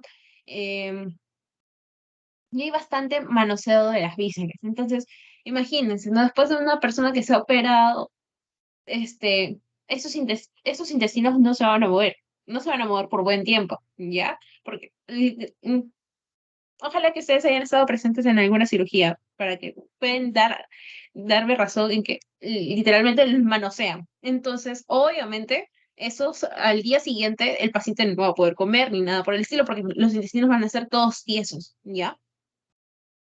Entonces, eso es lo que pasa, ¿no? Intestino delgado, si bien es cierto, se va a recuperar su movilidad a las 24 horas, el estómago recupera a las 48, te dice que el colon tarda de 3 a 5 días en recuperar la movilidad. Entonces, eso es lo que generalmente pasa en un paciente post cirugía, ¿no? De que, pucha, no le funciona después los intestinos porque están con hilo paralítico, ¿ya? O adinámico, que es el otro nombre, ¿ya? Cuando hablamos de un hilo obstructivo, es cuando hay una cosa que está obstruyendo el tránsito. No es por las paredes, sino imaginemos que este sea mi intestino y no sé, adentro está el mouse. Y entonces lo está obstruyendo. No va a pasar, pero mi intestino se mueve bien, ¿ya? Entonces, eso es lo que pasa. Hay una cosa que es una barrera física, en vez de decirle cosa, es mejor, barrera física, que está obstruyendo la luz, ¿ya? Luego tenemos el hilo espástico, en el cual acá hay una hiperactividad descoordinada del intestino, pero esto más que nada se ven intoxicaciones en metales pesados, porfiria o urea, ¿ya? O sea, acá ya es otra cosita, es por intoxicaciones. Y el hilo de la oclusión vascular acá es porque hay intestino isquémico, hay una interrupción en la irrigación y pues no se mueve porque obviamente se está muriendo todo ese tejido, entonces no se hace funcional, ¿ya? Ay, en lo que va a la etiología, tenemos, ya, una vez que sepan estos términos, la clasificación es esta de acá, ¿ya? Acorde a la etiología de cada uno de ellos. Tenemos el hilo mecánico, que el otro nombre es obstructivo, ¿no? Que acá era lo que les había puesto el ejemplo de la botella y el mouse. Y tenemos el paralítico, que también se le conoce como dinámico. Les había comentado que el hilo mecánico es porque algo está obstruyendo la luz del intestino, un agente físico. Em, Se dice acá que es la más tratada por el cirujano. em, um, Puede ser parcial o completa, ¿no? Este agente físico puede obstruirla por todo o solamente una parte. Y la causa más frecuente de obstrucción intestinal, en el caso de intestino delgado, son las bridas y adherencias, ¿ya? Bridas y adherencias. Eso es lo más importante que ustedes tienen que acordarse. Principal causa de obstrucción de intestino delgado son las bridas y adherencias. ¿Qué pasa acá? Cuando uno opera, y hace todo este manoseo de los intestinos, estos se pueden, em, ¿cómo decirlo? Pegar, ya, se van a pegar. Y recuerden, o sea, se supone que eso tiene que estar libre para que pueda darse el tránsito. Pero el tema es que después de una cirugía, por lo general, al haber este movimiento, se forman bandas de fibrina y se comienzan a pegar. Entonces, se pegan, no tengo ese libre movimiento. Entonces, ¿qué tiene que hacer el cirujano? Cortar esas heridas. La segunda causa son las hernias, ¿ya? La segunda causa van a ser las hernias y acá el hilo mecánico lo podemos clasificar, por así decirlo, en tres. En extraluminal, en parietal y en intraluminal, ¿ya? Extraluminal es que viene de las mismas paredes, em, sorry, viene de afuera, ¿ya? Viene de afuera de las paredes, ¿no? La obstrucción viene por afuera, porque acá tenemos nuestro intestino normalito y acá las bridas son las que pegan por afuera, ¿ya? Eso es extraluminal. Parietal es cuando nace de la misma pared del intestino, o sea, en una neoplasia, por ejemplo, tengo el crecimiento de adentro, ¿cierto? De la pared, por eso llama parietal. Intraluminal, no nace de la pared, o sea, es sustancia o agente físico X que no pertenece al intestino que obstruye. Por ejemplo, una impactación fecal. En este caso, no es netamente de las paredes, o sea, las heces son algo que pasa. Entonces, cumple con la definición de intraluminal, ¿no? Imaginemos una paciente que nace sus exposiciones, está impactado y ahí queda, ¿ya? O, por ejemplo, un besoar, que es la ingestión de cabello. Eso es una sustancia extraña, ajena de las paredes y también me genera obstrucción, ¿ya? O por parásitos también, ¿ya? Luego, por esta parte, tenemos el hilo dinámico, que vamos a dividirlo em, bueno, acá lo divides. El adinámico, el espástico, el vascular. El espástico, como les había comentado, es por intoxicaciones de metales pesados. Vascular, por problemas, del intestino isquémico, ¿no? Ya sea por una embolia arterial o una trombosis venosa, ¿ya? Y el adinámico, como les había comentado, es cuando, más que nada por las cirugías, lo más frecuente es por las cirugías porque manosean el intestino y pues, o sea, va a tardar en recuperar el tránsito. Y tienes otros cuadros, ¿no? Por ejemplo, cuadro inflamatorio, alteraciones metabólicas. Ese es acorde a la etiología. Y tenemos la otra clasificación, que es mucho más sencilla, ¿no? Es acorde al nivel o en qué parte esté obstruido, o sea, nivel topográfico. ¿Ya? Alto cuando es una obstrucción a nivel de esófago, estómago, duodeno. Medio cuando está por debajo del ángulo de Treitz. Y tenemos yeyuno o ilio. Y bajo cuando está por debajo de la válvula ileocecal, o sea, de colon y recto. ¿Ya? Y según el tipo, vamos a tener una obstrucción simple en la cual no hay compromiso isquémico, una obstrucción intestinal estrangulada, acá sí hay compromiso isquémico y tenemos riesgo a que tengamos una gangrena y posterior una perforación, ¿ya? Y luego tenemos lo que es una obstrucción en asa cerrada, que es básicamente cuando tenemos esto. O sea, el intestino se vuelve como una asa, así. A ver, acá tengo una imagen. Ya, eso es un volver, ¿ya? Eso básicamente pertenecería a la solución de asa cerrada, ¿ya? Y acá tenemos la misma clasificación de acá, pero más resumida, ¿ya? Acá te mencionan la solución intestinal mecánica, acorde al intestino delgado, lo más frecuente son por bridas y adherencias, recuérdalo bien, y cuando hablamos de obstrucciones en el intestino grueso, lo más frecuente es que sea por vólvulos o también un cáncer colorectal, ¿ya? Recuerden, 1, bridas y adherencias. 2, en intestino delgado, hernias. Intestino grueso, primera causa, vólvulo, segunda causa, cáncer de colon rectal, ¿ya? El nido paralítico, principal causa, cirugía reciente, ¿no? Cirugía reciente. Ah, acá, ¿qué es lo que hay? En el hilo paralítico hay una interrupción del movimiento de las paredes del intestino, ¿ya? Sobre todo post cirugía. Mientras que en el hilo mecánico hay un agente físico que está obstruyendo las paredes del intestino, ¿ya? Mm, Acá hablamos un poquito de la fisiopatología, pero antes quiero preguntarles algunas cosas. Por ejemplo, principal causa de obstrucción en el intestino delgado.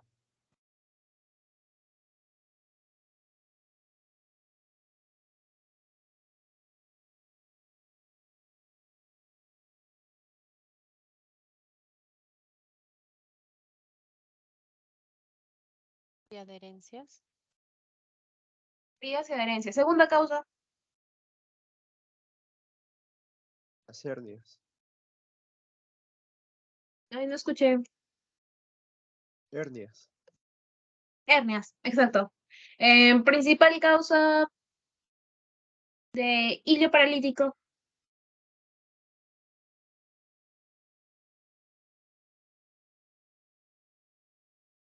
Las cirugías Poscirugías, recientes. muy bien, poscirugías. ¿Qué más? ¿Qué más?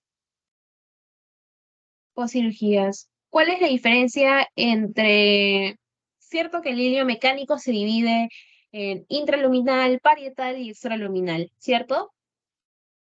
Por ejemplo, en el caso del intraluminal, ¿cuál sería la principal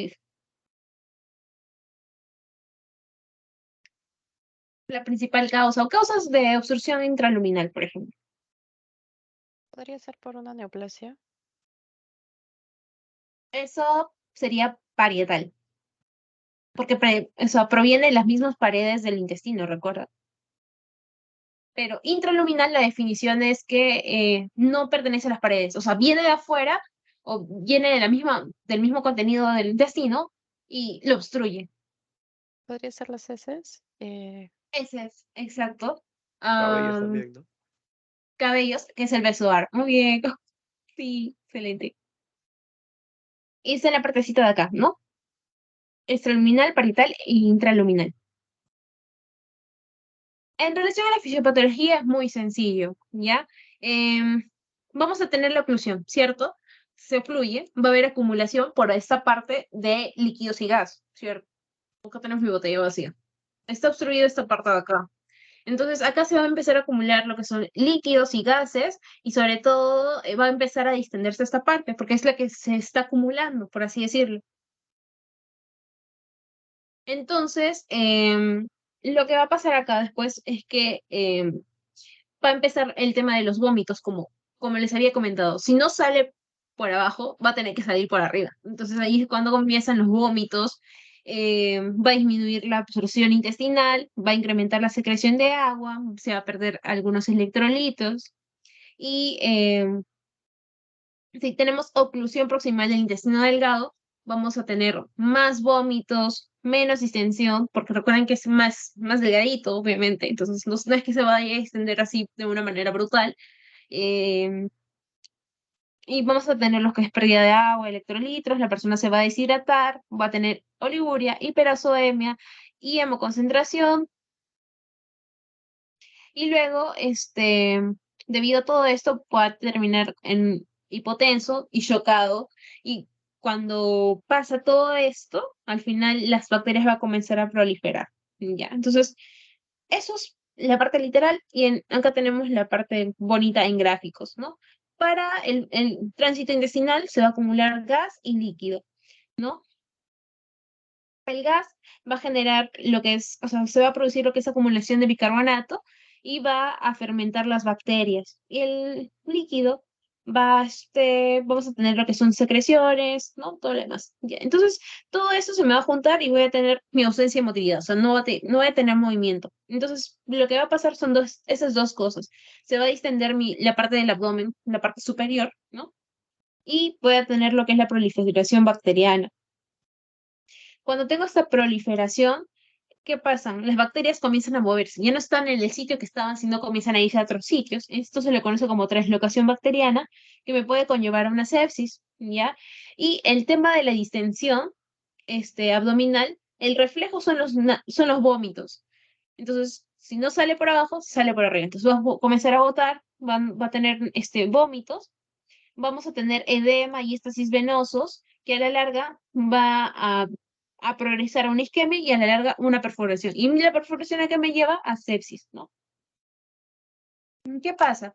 Recuerden que el intestino de todas maneras tiene arterias y venas, no tiene irrigación arterial, tiene irrigación venosa. Entonces, como no, como hay algo que está comprimiendo la parte de acá, ¿no? Primero se afecta el retorno venoso, ¿no? Y luego va a ir progresando a interrupción del flujo arterial y se perfora. Y también por el tema de los vómitos va a perder lo que es potasio, cloro, agua y electrolitos, ¿no? Y esto va a conllevar a una deshidratación. Si mi paciente está deshidratado, tiene y hipotensión, voy a terminar en un paciente, mi paciente va a terminar en un shock, ¿ya? Shock obviamente hipovolémico, ¿no?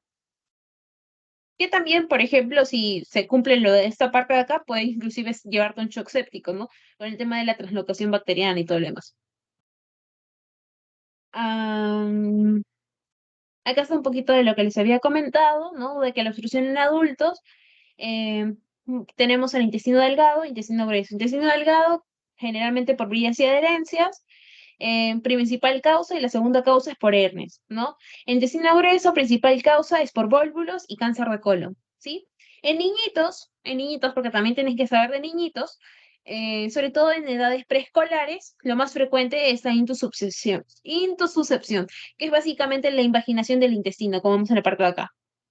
O sea, es un intestino que se mete dentro de otro, por así decirlo, sobre todo en menores de 4 años. Y en un recién nacido, yo que debo sospechar a 3 intestinal, ¿ya? Ya sea del duodeno o del yeyuno. Son las principales causas de obstrucción, ¿ya? Acá está otra, básicamente todo lo que les he comentado. En la clínica, em, lo que yo voy a tener es dolor abdominal, ¿ya? Voy a tener lo que es dolor abdominal, vómitos, obviamente, porque tienen que salir por alguna parte. Distensión, porque es, es como un caño, ¿no? Entonces se va a abultar en esta parte y acá va a ir liberando lo que es el aire, ¿no? Ruidos hidroaéreos, esto es lo más importante, es que va a disminuir la frecuencia, pero van a incrementar la intensidad o el sonido, por así decirlo, o el volumen, si le quieren decir, de los ruidos. Y eso se le conoce como timbre metálico, ¿ya? Am, ¿Qué más? ¿Qué más? Por ejemplo, a la simple inspección, si yo veo a un paciente con cicatrices, tengo que sospechar en bridas adherencias, ¿no? En muchos de los casos hay algunos pacientes que llegan a la emergencia inconscientes, entonces no esperes que ese paciente te dé toda la información del mundo, ¿no? A veces el familiar está más perdido, solamente lo trae y ya, entonces es bueno chequear si tiene cirugía, si fue reciente, no fue reciente, si tiene hernias, ¿no? Si tiene signos de deshidratación, si ves que no tiene sus mucosas están secas, no orina. No sé, sí, el signo de pliegue es muy de chiquitos, de los niños, pero también pueden considerarlo. Está deshidratado, probablemente ha hecho un shock hipovolémico.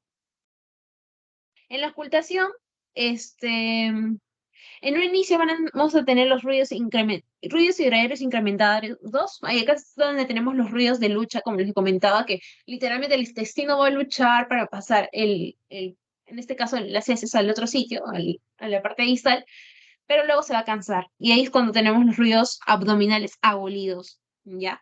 En lo que es la palpación, signos peritoneales, sobre todo, tengo un abdomen en tabla, tengo el guiño musi, significa que tengo una peritonitis, ¿ya? Tengo una peritonitis. Y esto quiere decir que básicamente ha habido una perforación, ha habido una perforación. También hacerle tacto rectal. Para mi diagnóstico, lo más recomendable es hacer una radiografía sin contraste. Va a salir súper rápido, ¿ya?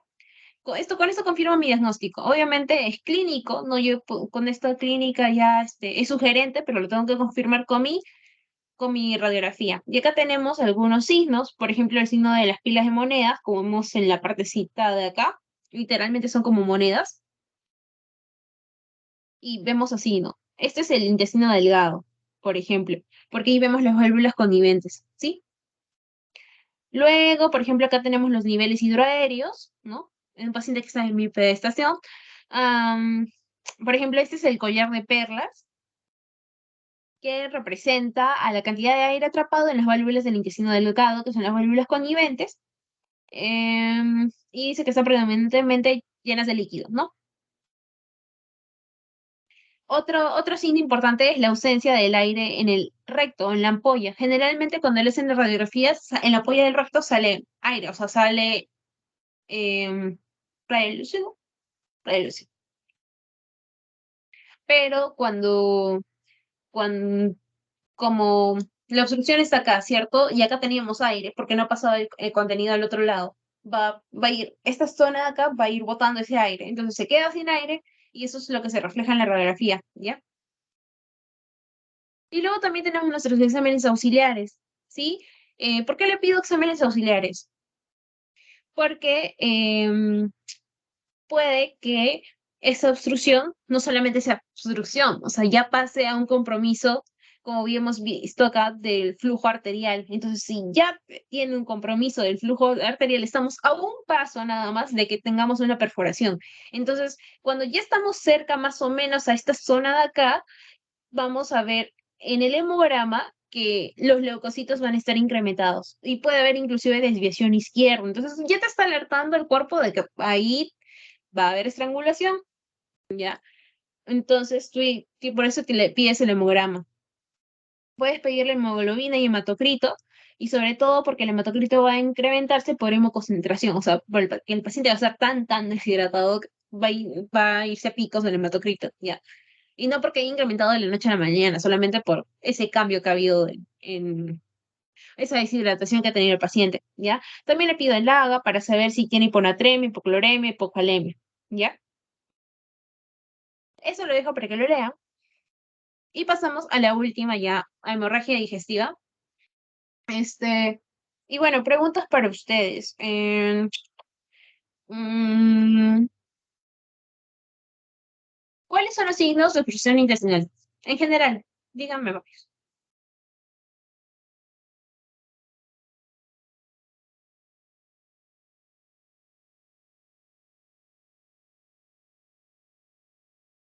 ¿Y qué le pido sobre todo? Exámenes auxiliares y bueno, ¿cómo llego al diagnóstico aparte de la clínica?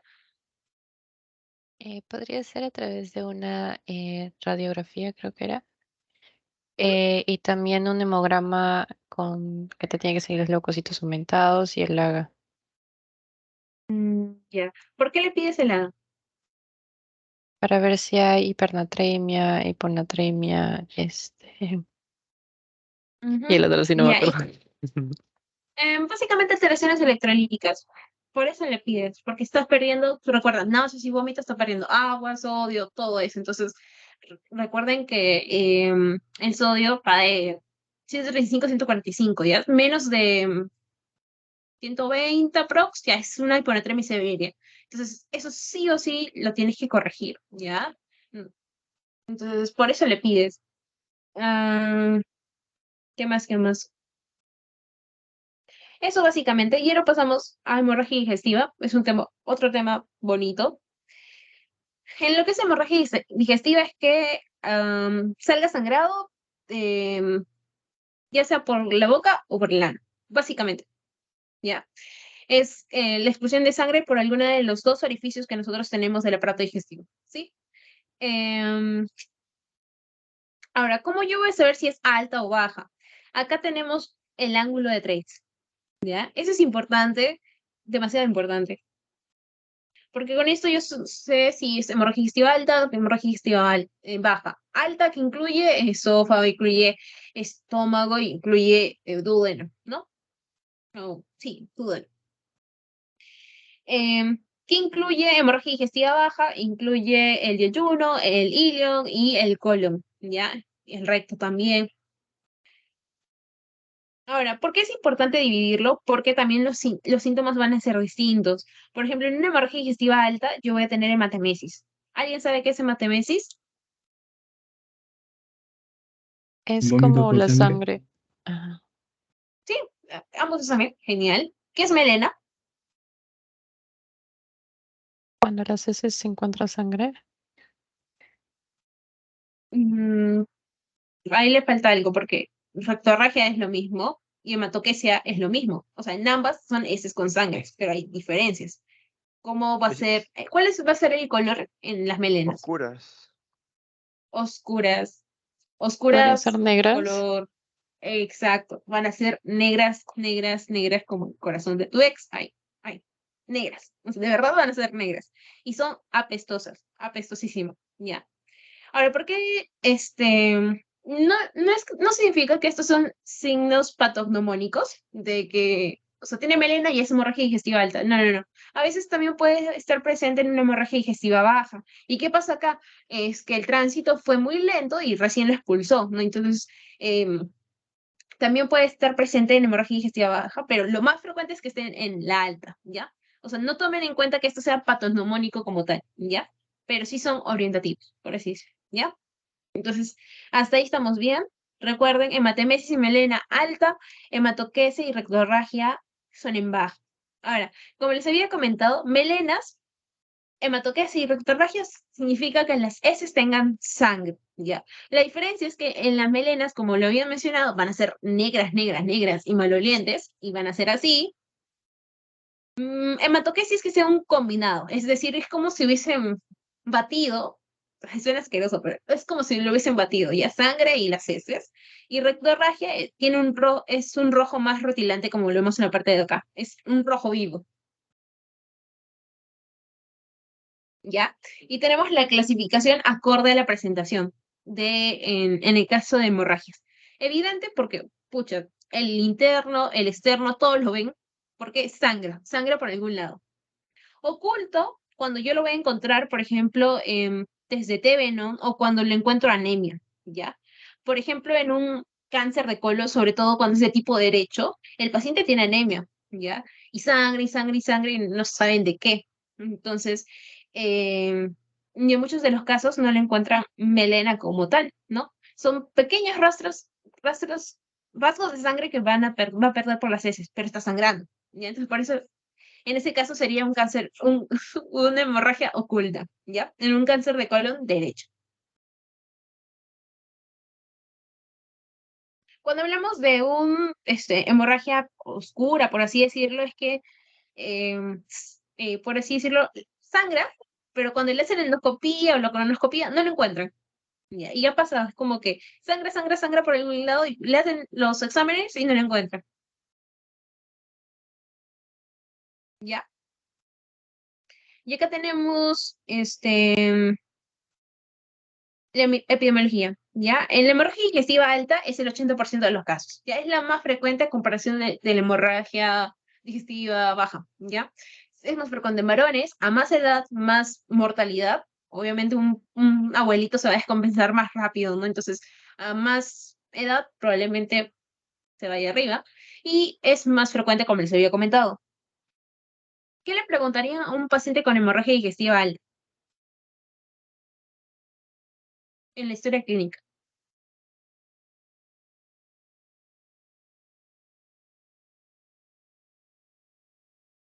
Y sí, cuando vomita, sus vómitos son de color rojo oscuro, como un Sí, café. sí. ¿Qué otra cosa más le puedes preguntar? Estás en la emergencia, el paciente te viene sangrando. Tienes que tener todas las preguntas ahí en la mano. ¿Qué más le preguntas?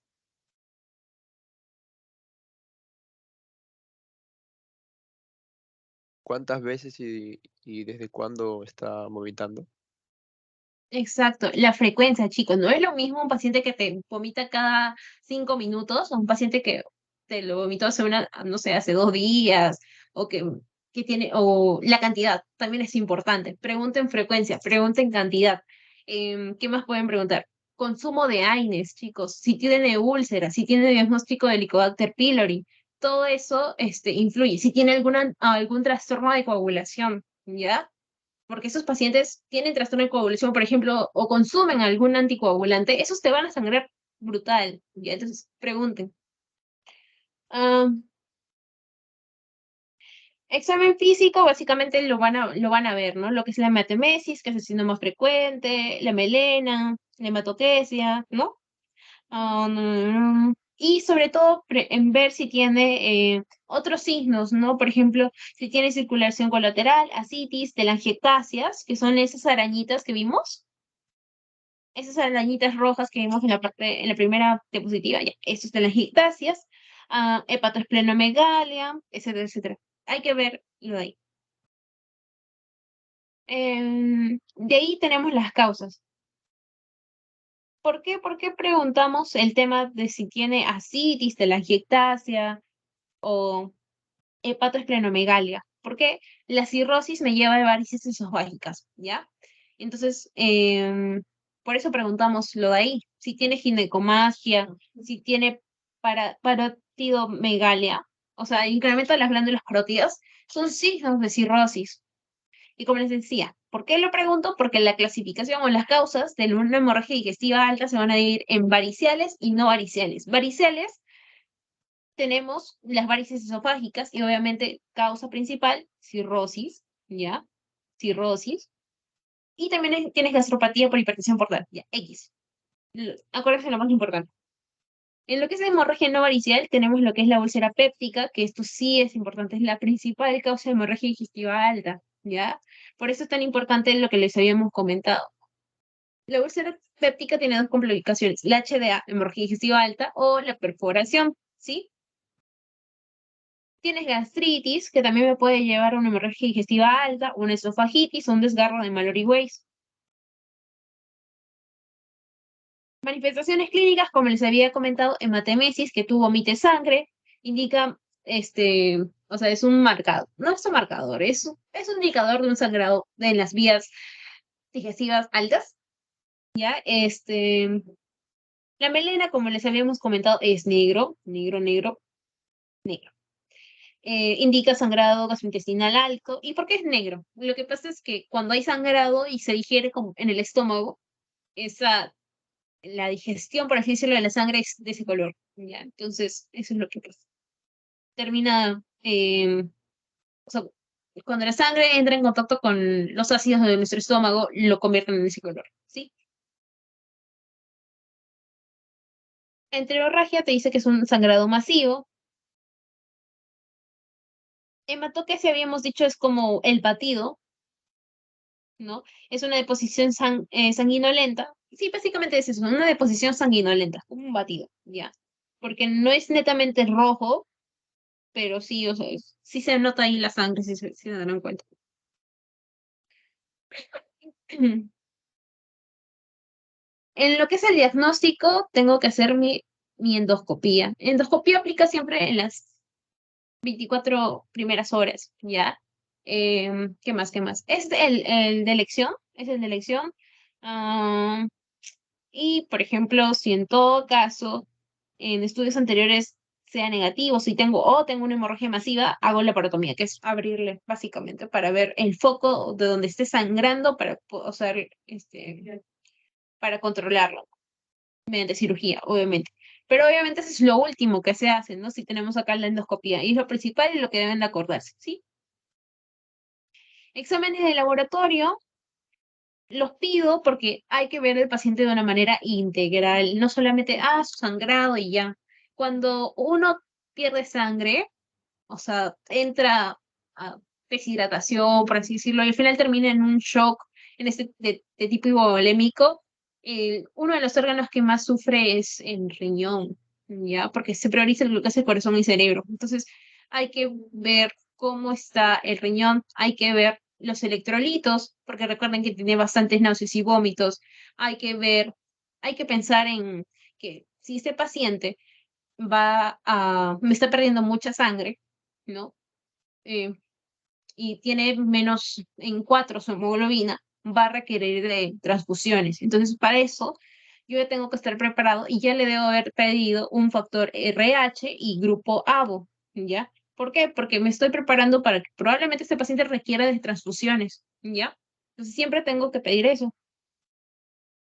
Los electrolitos, la creatinina, el perfil de coagulación, como les había comentado, en una cirrosis recuerden que el hígado produce los que son los factores de coagulación. Entonces, si mi hígado en este caso está mal, tiene cirrosis, no me va a producir estos factores y voy a tener una mayor tendencia al sangrado, ¿no? O si tiene terapias anticoagulantes, entonces tengo que saber cómo está el perfil de coagulación, ¿ya? Y el hemograma es el hemograma, ¿sí?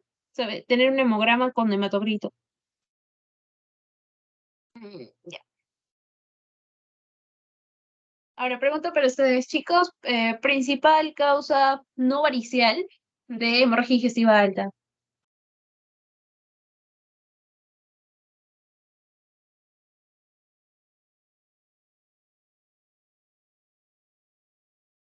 Las úlceras péptidas. Sí, y la segunda, Ah, la perforación. la gastritis. Primero es la úlcera péptica y la segunda es la gastritis. A ver, signos y síntomas sugerentes de hemorragia digestiva alta.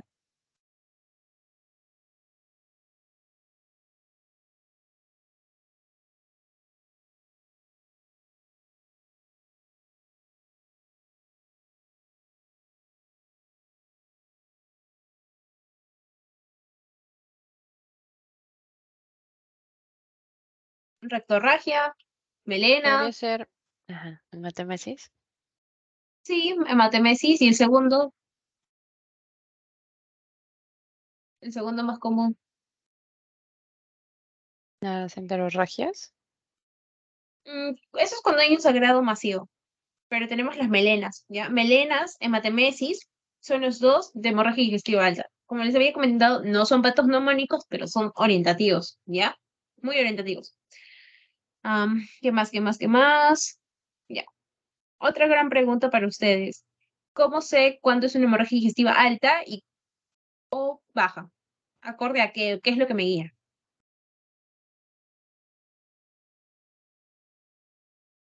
Podría ser de acuerdo a la coloración del sangrado. Al Claro, ángulo de eso es Trace. acorde a la clínica. Ajá. Y en relación a la parte anatómica, el ángulo de Trace. Con eso, yo ya sé, es hemorragia digestiva alta o es hemorragia digestiva baja. También la clínica me indica, por ejemplo, la melena es bien raro que lo vean en una hemorragia digestiva baja, ¿ya? Pero puede pasar. Y no indica, como les había comentado, no es patoneumónico. Ya. Entonces ya me entendieron lo de ahí, ¿ya? Eh, hay clasificaciones. Y ustedes se preguntarán para qué diablos me sirven las clasificaciones. El tema es que hay que ver el pronóstico del paciente, el pronóstico de la recidiva y el pronóstico de la necesidad de una endoscopia urgente. ¿Ya? Y ahí tenemos dos escalas, la de Rockall y la de Blatchford. O sea, lo ideal, ¿cómo decirlos? No es que ustedes aprendan esa escala porque lo tienen en calculadoras, ¿ya? Pero sí tienen que saber para qué me sirve. ¿Ya? Por ejemplo, la de Blatchford es pronóstico de necesidad de endoscopia urgente. Hay pacientes que requieren y hay pacientes que no, ¿ya? Y en eso voy a tener parámetros, la urea, la hemoglobina, la presión arterial y los otros parámetros. Y esta sí es una importante. Esta sí, si es que se pueden, se la aprenden. ¿Qué pasa con esto? La clasificación Forrest me indica el rasgo de recidiva mediante una endoscopía, ¿ya? Como les había comentado, los que hacen una endoscopía se hacen en las primeras 24 horas, ¿ya? Y todo paciente que tiene alto riesgo de recidiva, es decir, todo esto de acá, es decir, el 1A, el 1B, el 2A y el 2B, son pacientes con alto riesgo de recidiva. Todos ellos se hospitalizan por 72 horas, ¿ya? Es importante, eso sí es importante porque si ustedes dan de alta a un paciente que tiene un chorro, o sea, que tiene así y como un chisguete, una arteria o un vaso está sangrando como chisguete, se va a morir. Entonces, es importante que ustedes sepan las porras, ¿ya? Sobre todo cuando tienen alto riesgo de recidiva, bajo riesgo de recidiva, ¿ya? Y recuerden, si tiene alto riesgo de recidiva, lo hospitaliza, ¿sí? Y acá, o sea, sé que con esto se pueden dar, tienen, ¿cómo decirlo? O sea, es aburrido cuando lo leen, nada más. Entonces acá les voy a mostrar con imágenes. ¿Qué es un jet? o como está acá. Ah, sí, sangrado a chorro. Vamos a decirle sangrado de los chorros. Está bien, sangrado a chorro. Literalmente está cayendo como un chorro. Este es el 1A. Eso no hay forma que le den de alta, ¿ya? Se queda con ustedes hasta solucionarlo. Luego tienes el sangramiento en capas. O sea, miren, acá es como una capita de sangre que está ahí pegada. Ya, ese es el 1B. Cuando vemos el vaso visible es el 2A y cuando vemos el coágulo adherente es el 2B, ¿sí? Es el 2B y ya el último, es cuando lo vemos así una úlcera limpia, ya ese tiene bajísimo riesgo de sangrado. Y eso mm, está bien. Esos son los que tienen bajo riesgo de recidiva, como les comentaba. El 2C y el 3 se pueden ir a su casita, ¿ya? Pero no pueden dejar libre al 2B, ni al 1B, ni al, ni al 2A, ni el 2B, ¿ya? Estas pueden omitirse, las forres no, ¿sí? En relación a la hemorragia digestiva baja, ya saben, es cuando básicamente sale ya sea por el yuno, el ilio, el colon, ¿no? Es un sangrado que pertenece a esas zonas. Las causas, principalmente divertículos, y eso es importante, la principal causa es divertículos. Epidemiología es la menos frecuente en relación a la hemorragia digestiva alta. Igual, mayor edad, mayor riesgo de mortalidad, más frecuente en varones. Los divertículos, como les había comentado, son saquitos que vamos a tener en la parte del colon, ¿ya? Sobre todo el sigmoides. Por eso el dolor en la fosa, en el cuadrante inferior izquierdo, básicamente, es más frecuente con la edad, como les había comentado, está en un 60% en los 60 años, pacientes en 60 años. El sangrado no es de las complicaciones más comunes, pero es cuando ya mucho lo dejamos inflamar, por así decirlo, ¿no? Es que en sí esos saquitos, no sé, son asintomáticos, ¿ya? Muchas veces se encuentran así en colonoscopías, así, ¿cómo decirlo? Se van a hacer una colonoscopía porque sospechan de otra cosa y terminan encontrando divertículos, ¿ya? Algo así. Em, pero cuando ya se inflaman son más fastidiosos, ¿ya? Ah, a ver, en divertículos te dice que puede presentar distensión abdominal, calambres, zonas febriles. em, Acá te menciona frecuentemente sintomáticos, sobre todo, realmente son asintomáticos, ¿ya? Pero acá está lo de sus diapositivas. Ah, te dice que puede tener una hematoquesia, sangrado rápido, también me puede dar melena por el sangrado lento del colon derecho, ¿sí?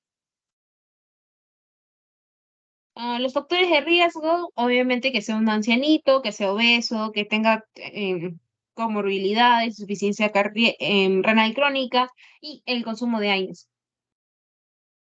Manifestaciones clínicas, ya saben, rectorragia, rojo rutilante o rojo vivo, que va a estar presente en las heces, o el hematoquesia, que es un color rojo más oscuro, granate, que está mezclado. Esa es la palabra clave, que está mezclado, para no decir que está batido mezclado con las heces. Y acá el diagnóstico va a ser por colonoscopía, ¿ya? Recuerden, en hemorragia digestiva alta era otro, ¿ya? Y con esto hago gran parte del diagnóstico, ¿ya? Mm, ya. Y eso sería todo básicamente. Unas últimas preguntas para ustedes. ¿Cómo hago diagnóstico en una HDA y cómo hago diagnóstico en una hemorragia digestiva baja o HDB?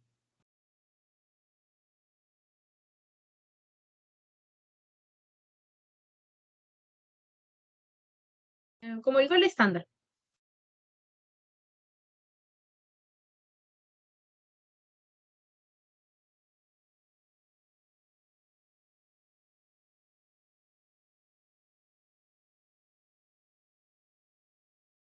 ¿De acuerdo?